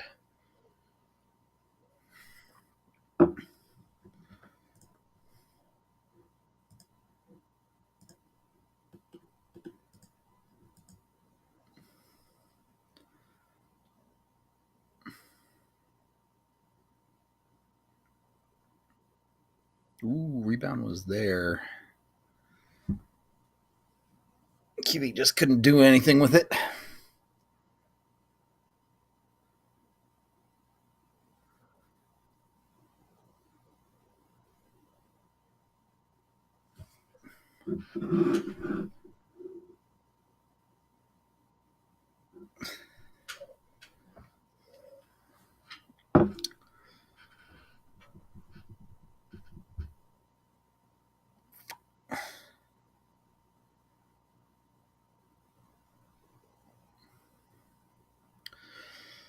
All right. This period has started better than the other two. The Avs look a bit more engaged, but doesn't mean anything if they don't keep it up.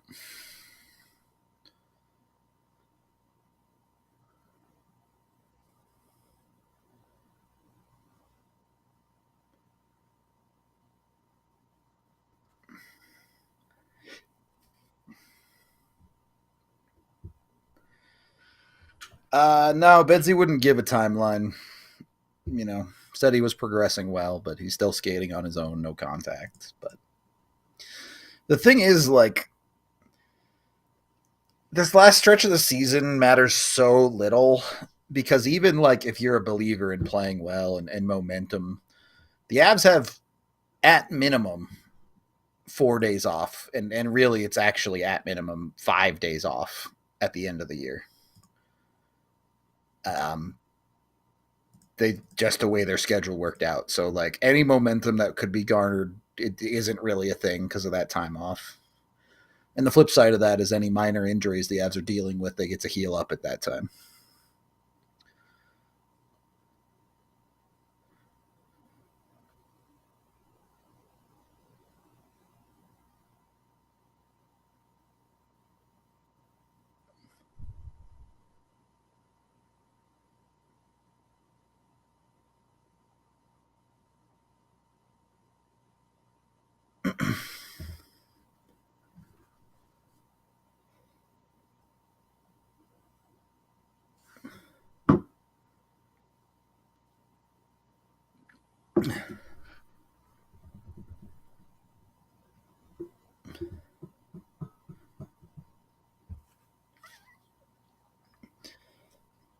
Yeah, after the stick to the face. Makar's actually been his legs have been all right tonight. I do think he's been skating pretty well.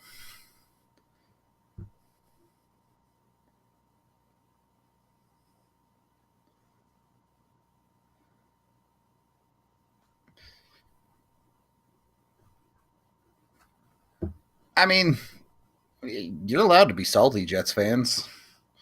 I see you there. Wouldn't your didn't your media say the Avs were the easiest opponents for the Jets in the playoffs last year? How'd that work out for you?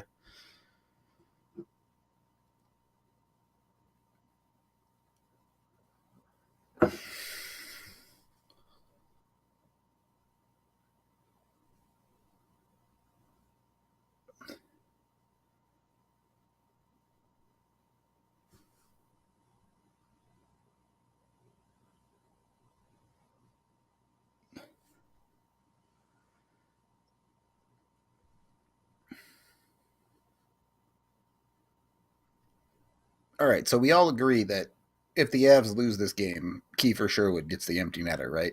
That's like the law.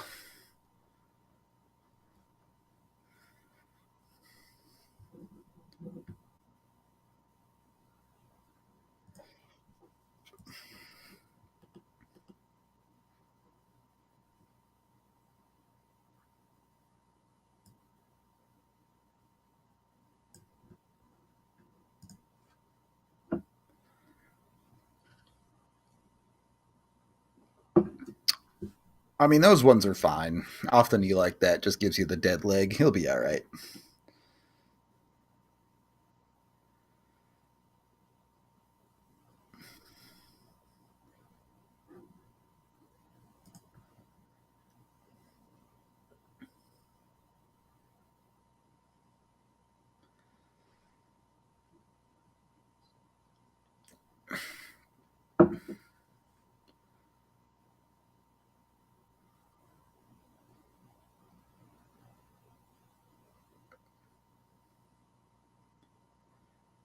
Boom! Ooh, great chance. Not a great shot from LOC, but that's a nice save, too. I can't be mad.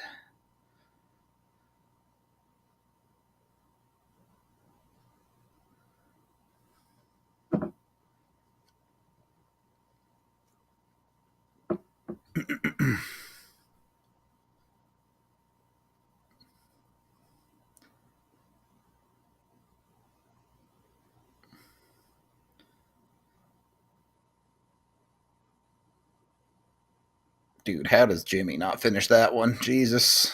All right. Those are two great A's that you don't finish. Might get tough now. You're going to see Vancouver lock it down, probably.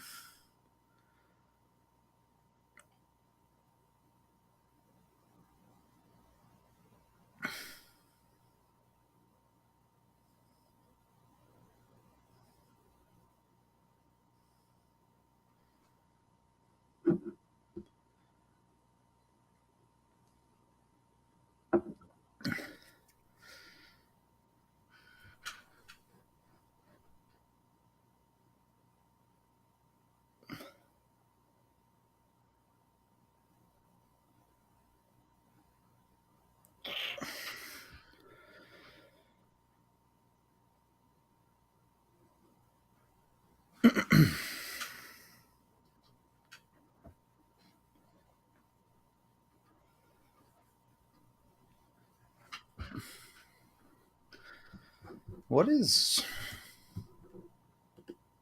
Lankinen's deal? Actually, I'm curious.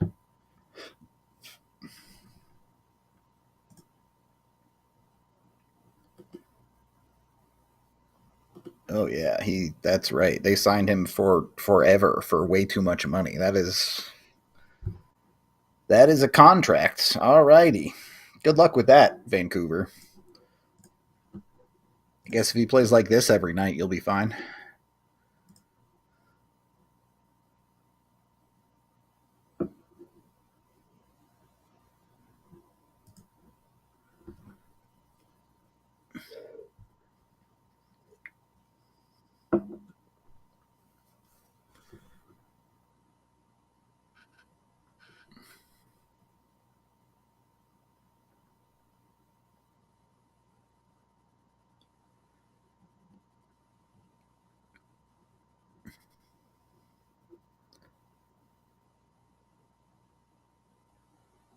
It's $4.5 million for the next 5 years for Lankinen.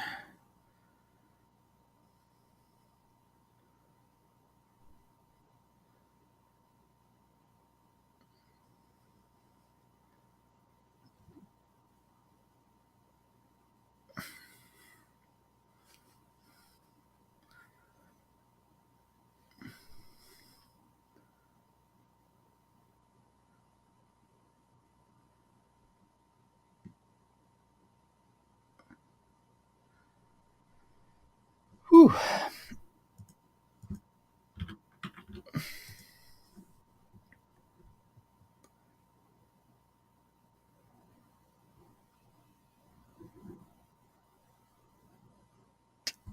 Tough. All right, cool. Well, there will not be a comeback, most likely.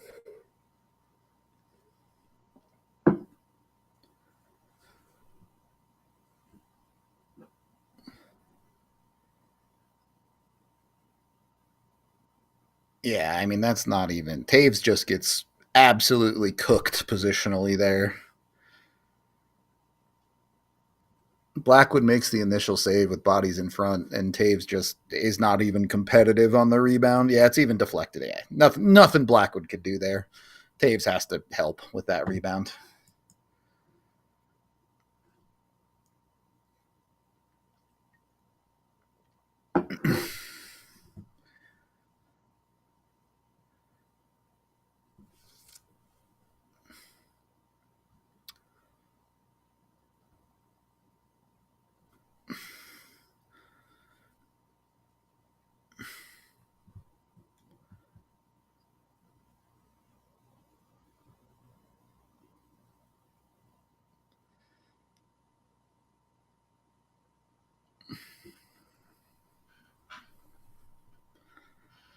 Well, such is life.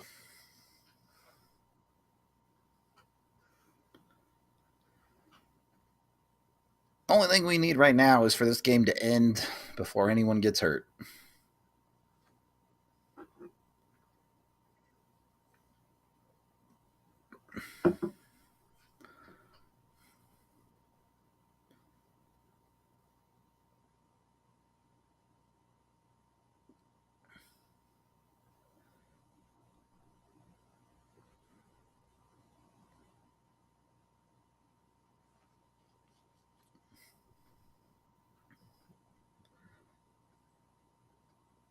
No, there is literally nothing Blackwood could have done on that play. He makes a save on a deflected puck. You can't expect him to control a rebound on a puck that gets it deflected 1 foot in front of him.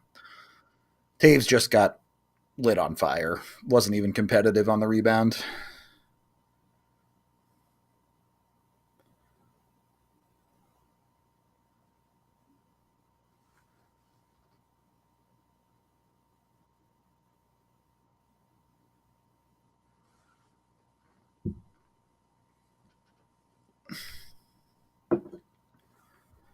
I really don't. The second goal was soft for sure, but this is not a particularly poor performance from Blackwood right now.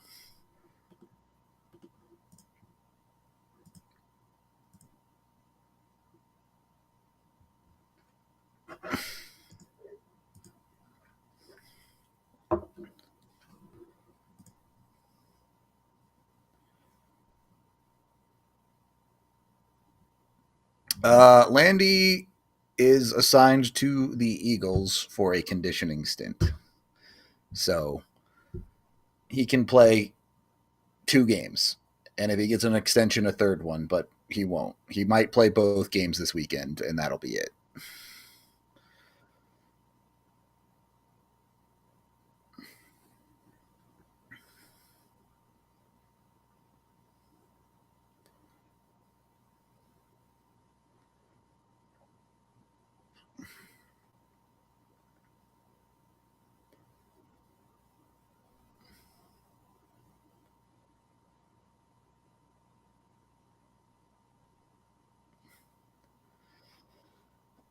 All right, what's the fun storyline left here?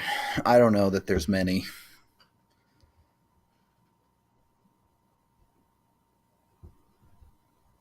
I'd say a Keaton Middleton or an EJ goal, but they're just not going to play very much when you're down 2. I mean, I would assume mechanically it just makes sense to start him on the third line just because you don't want to drop him into the top 6 right away without knowing what it's going to look like for him.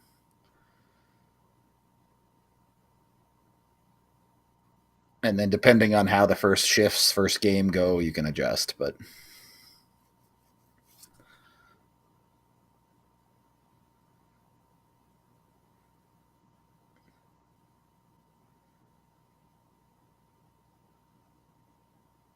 I mean, the Avs don't care, so why should they?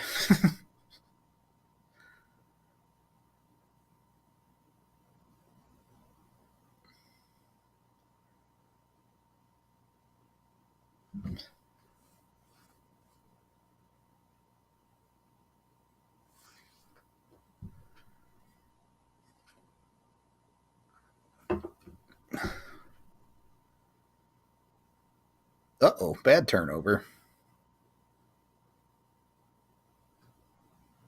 Okay, bro. You pop off with your fancy bullshit that didn't work. Good for you.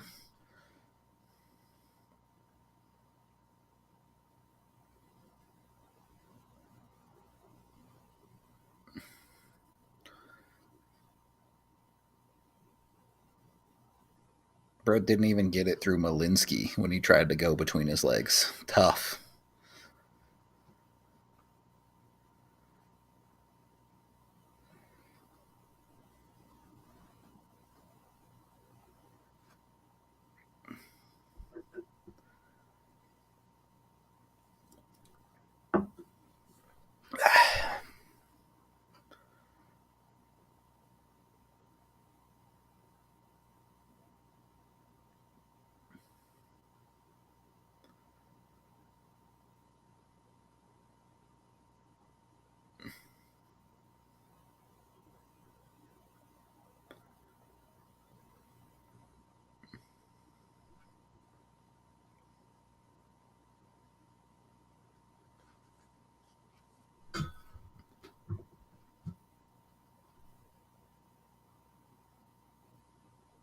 I mean, this is definitely a fight of all time.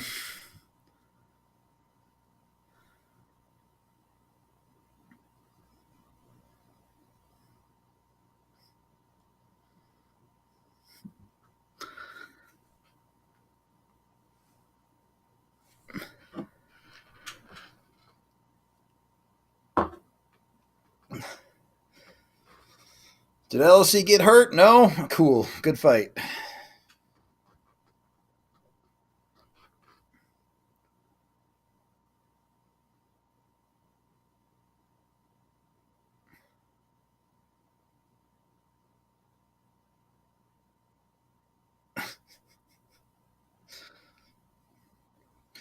I'm pretty sure LOC lost that fight.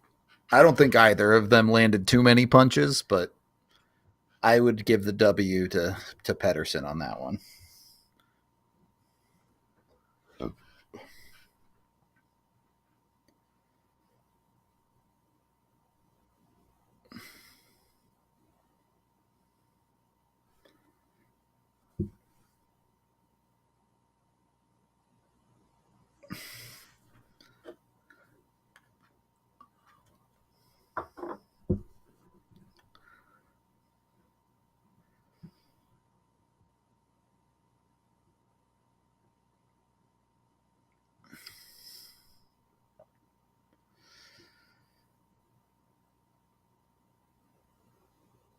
Alrighty.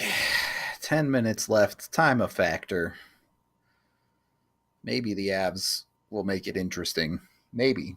I can dream, right?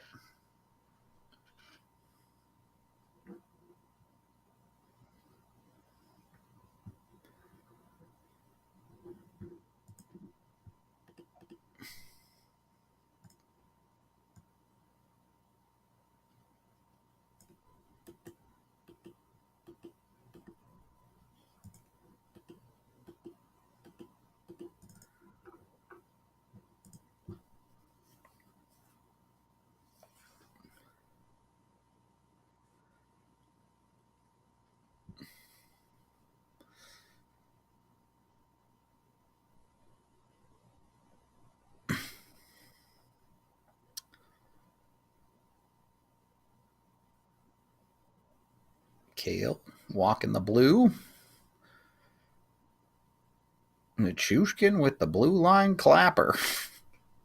Not his specialty.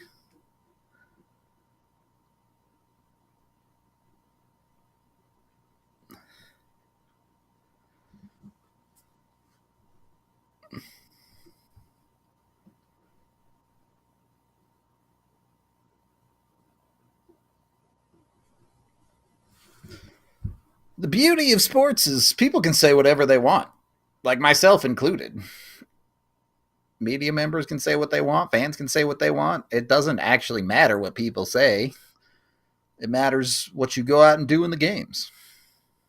And like you can analyze and you can use an eye test or you can use statistics and advanced stats or whatever to make the best educated guesses that you can. But at the end of the day, it doesn't really matter, right? Weird shit happens all the time in hockey, whether it's was supposed to happen or not. They play the games for a reason.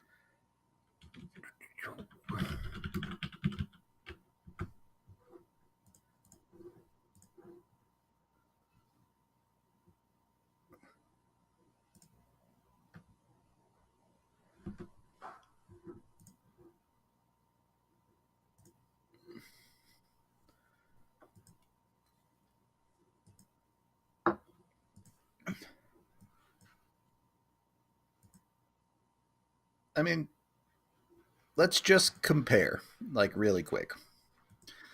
If you look at the last 5 games for Blackwood and Wedgwood, obviously we don't know the full total percentage of saves for tonight, but it's on pace to be around 5 or around 900, right? So if you call this a 900, Blackwood's last 5 are 900, 810, 900, 926, and then a shutout. 3 games there that you would like better in, but only one of them was truly bad. And when you compare that to Scott Wedgwood's last 5 games, 900, 913, 926, 938, 864. Very similar.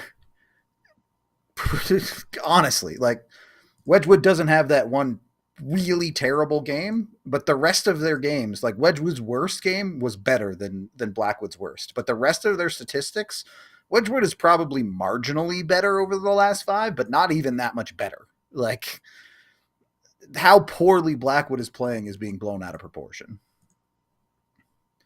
You would like him to be better. Absolutely. But it's not like he's collapsing.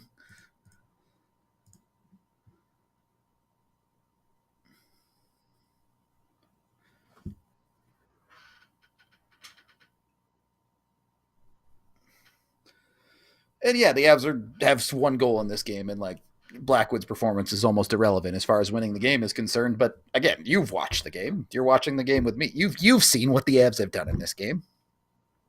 They spent 35 minutes not giving a shit, and their effort in the third, Lankinen making a couple good saves. See you lose. Cool, whatever.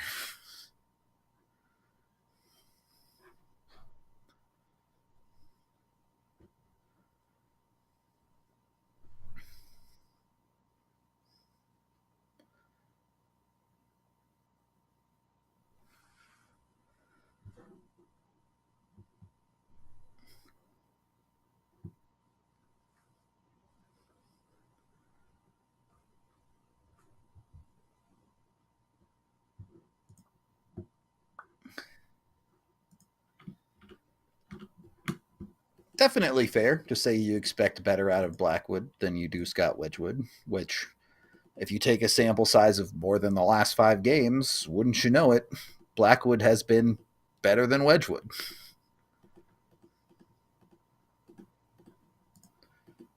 You can also get into the conversation of quality of opponents and all of that. I'm not going to do that because we've talked about this too much already, but go look at the opponents Wedgwood plays. For the most part, is pretty good. His one really bad game was against Dallas. So he faced a good opponent and he struggled.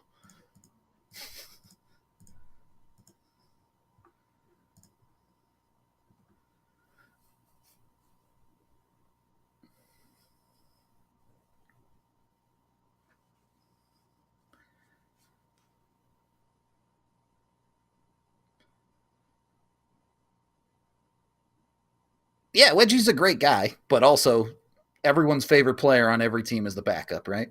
Because they're always great dudes, and they don't play enough to ruin games.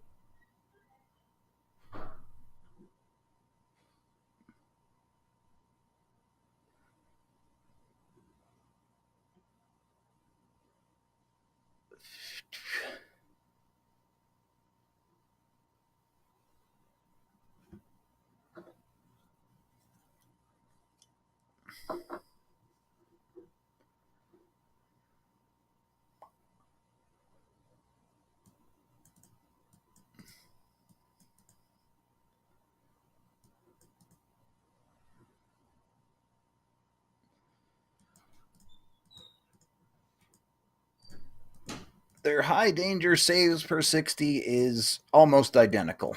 Blackwood makes 5.2 per 60. Wedgwood makes 5.21 per 60.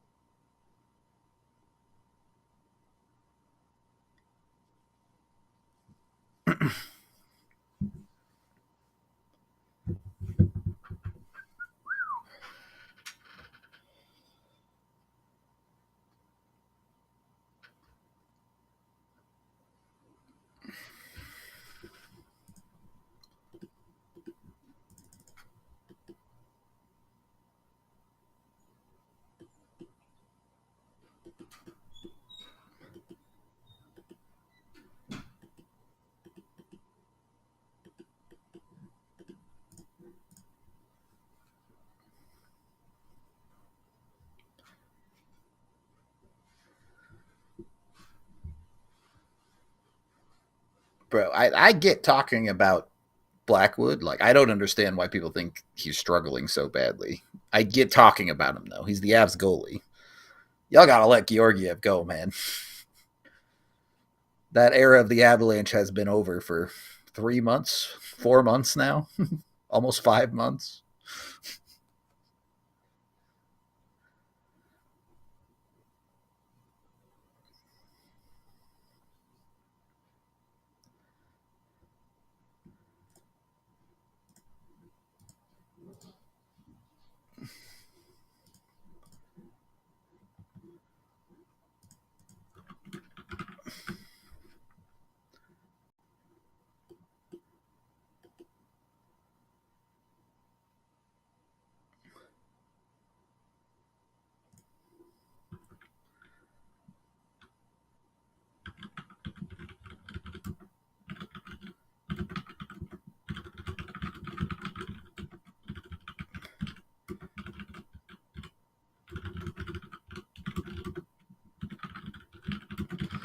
All right, Tiff.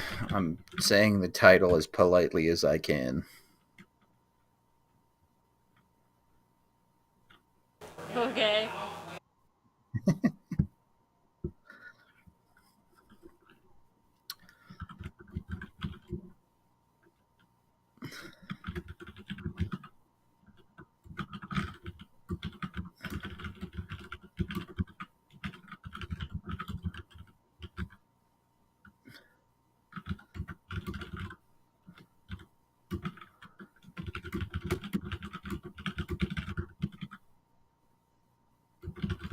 Hey, look, man. At least Miles Wood is having a good game. At least we got that going for us. Another post, too. That's funny. For a game where the Avs really have not tried that hard for most of it, multiple posts, multiple grade A's in the third that Lankinen has had to make good saves on. Like, if this is the Avs' casual halfway effort, they'll be all right.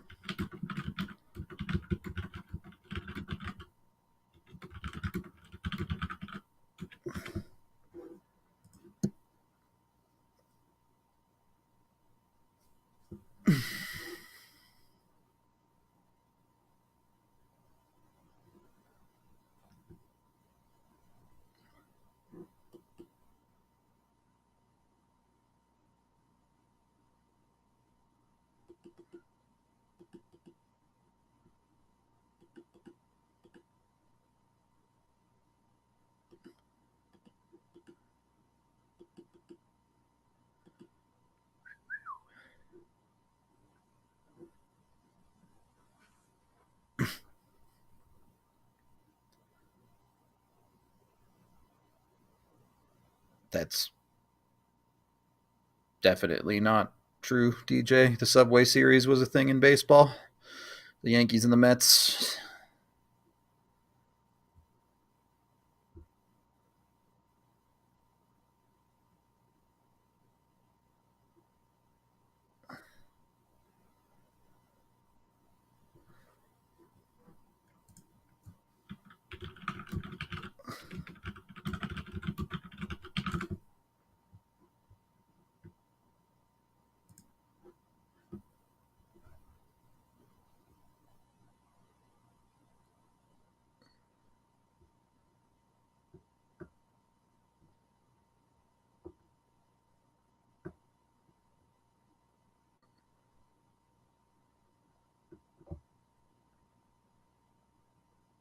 Yeah, I'm telling you, like he's just saving them for playoff time when it matters. It's how he operates.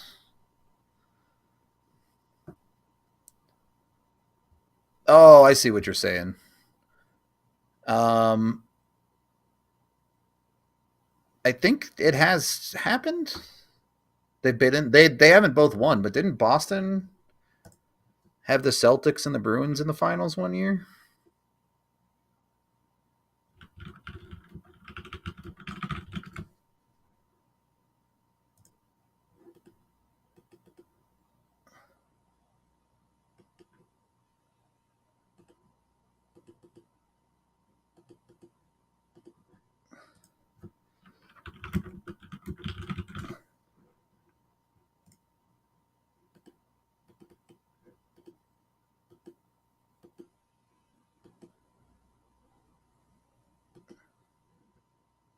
Maybe not. Maybe Boston got eliminated in the conference finals that year.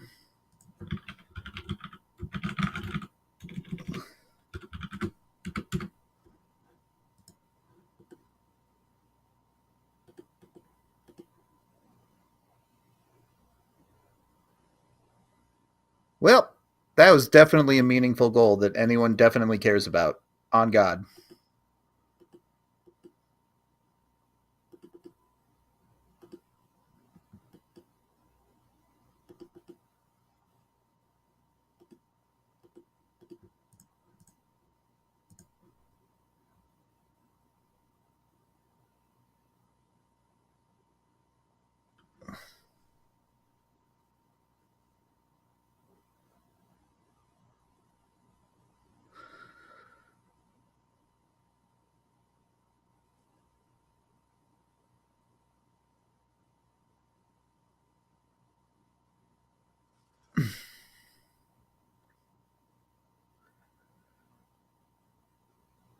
Yeah, I don't think any city has ever won in the same year. Like I think a couple of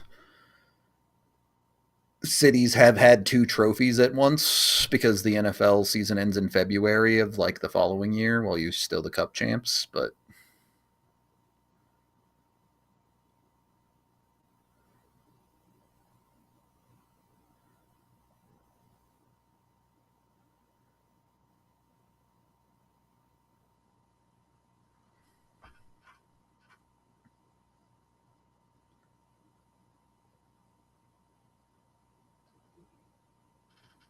why? Oh my god! Just end the game. Why are we calling penalties right now, bro?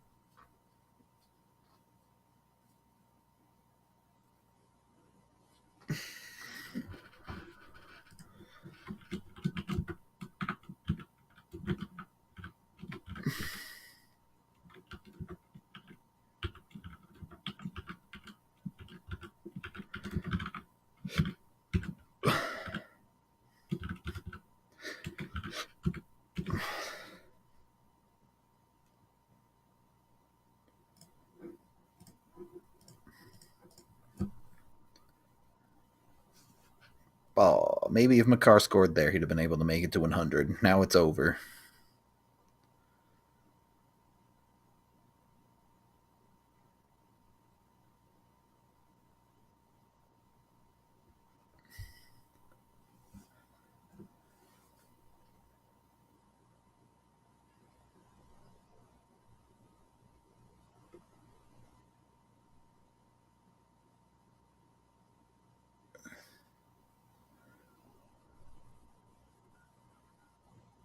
Damn, Lecky, you really can't buy one, buddy.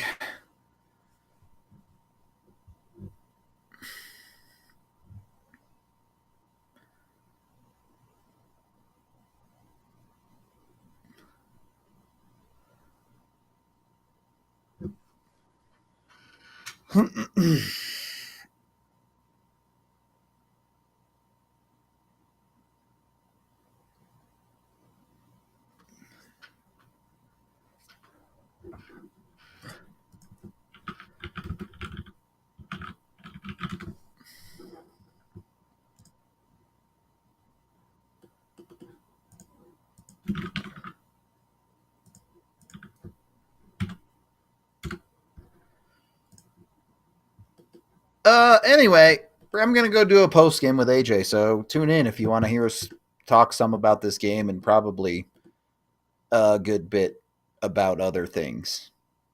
So that'll be fun for sure. On God, no cap. All right. This was a hockey game. Goodbye. We all sit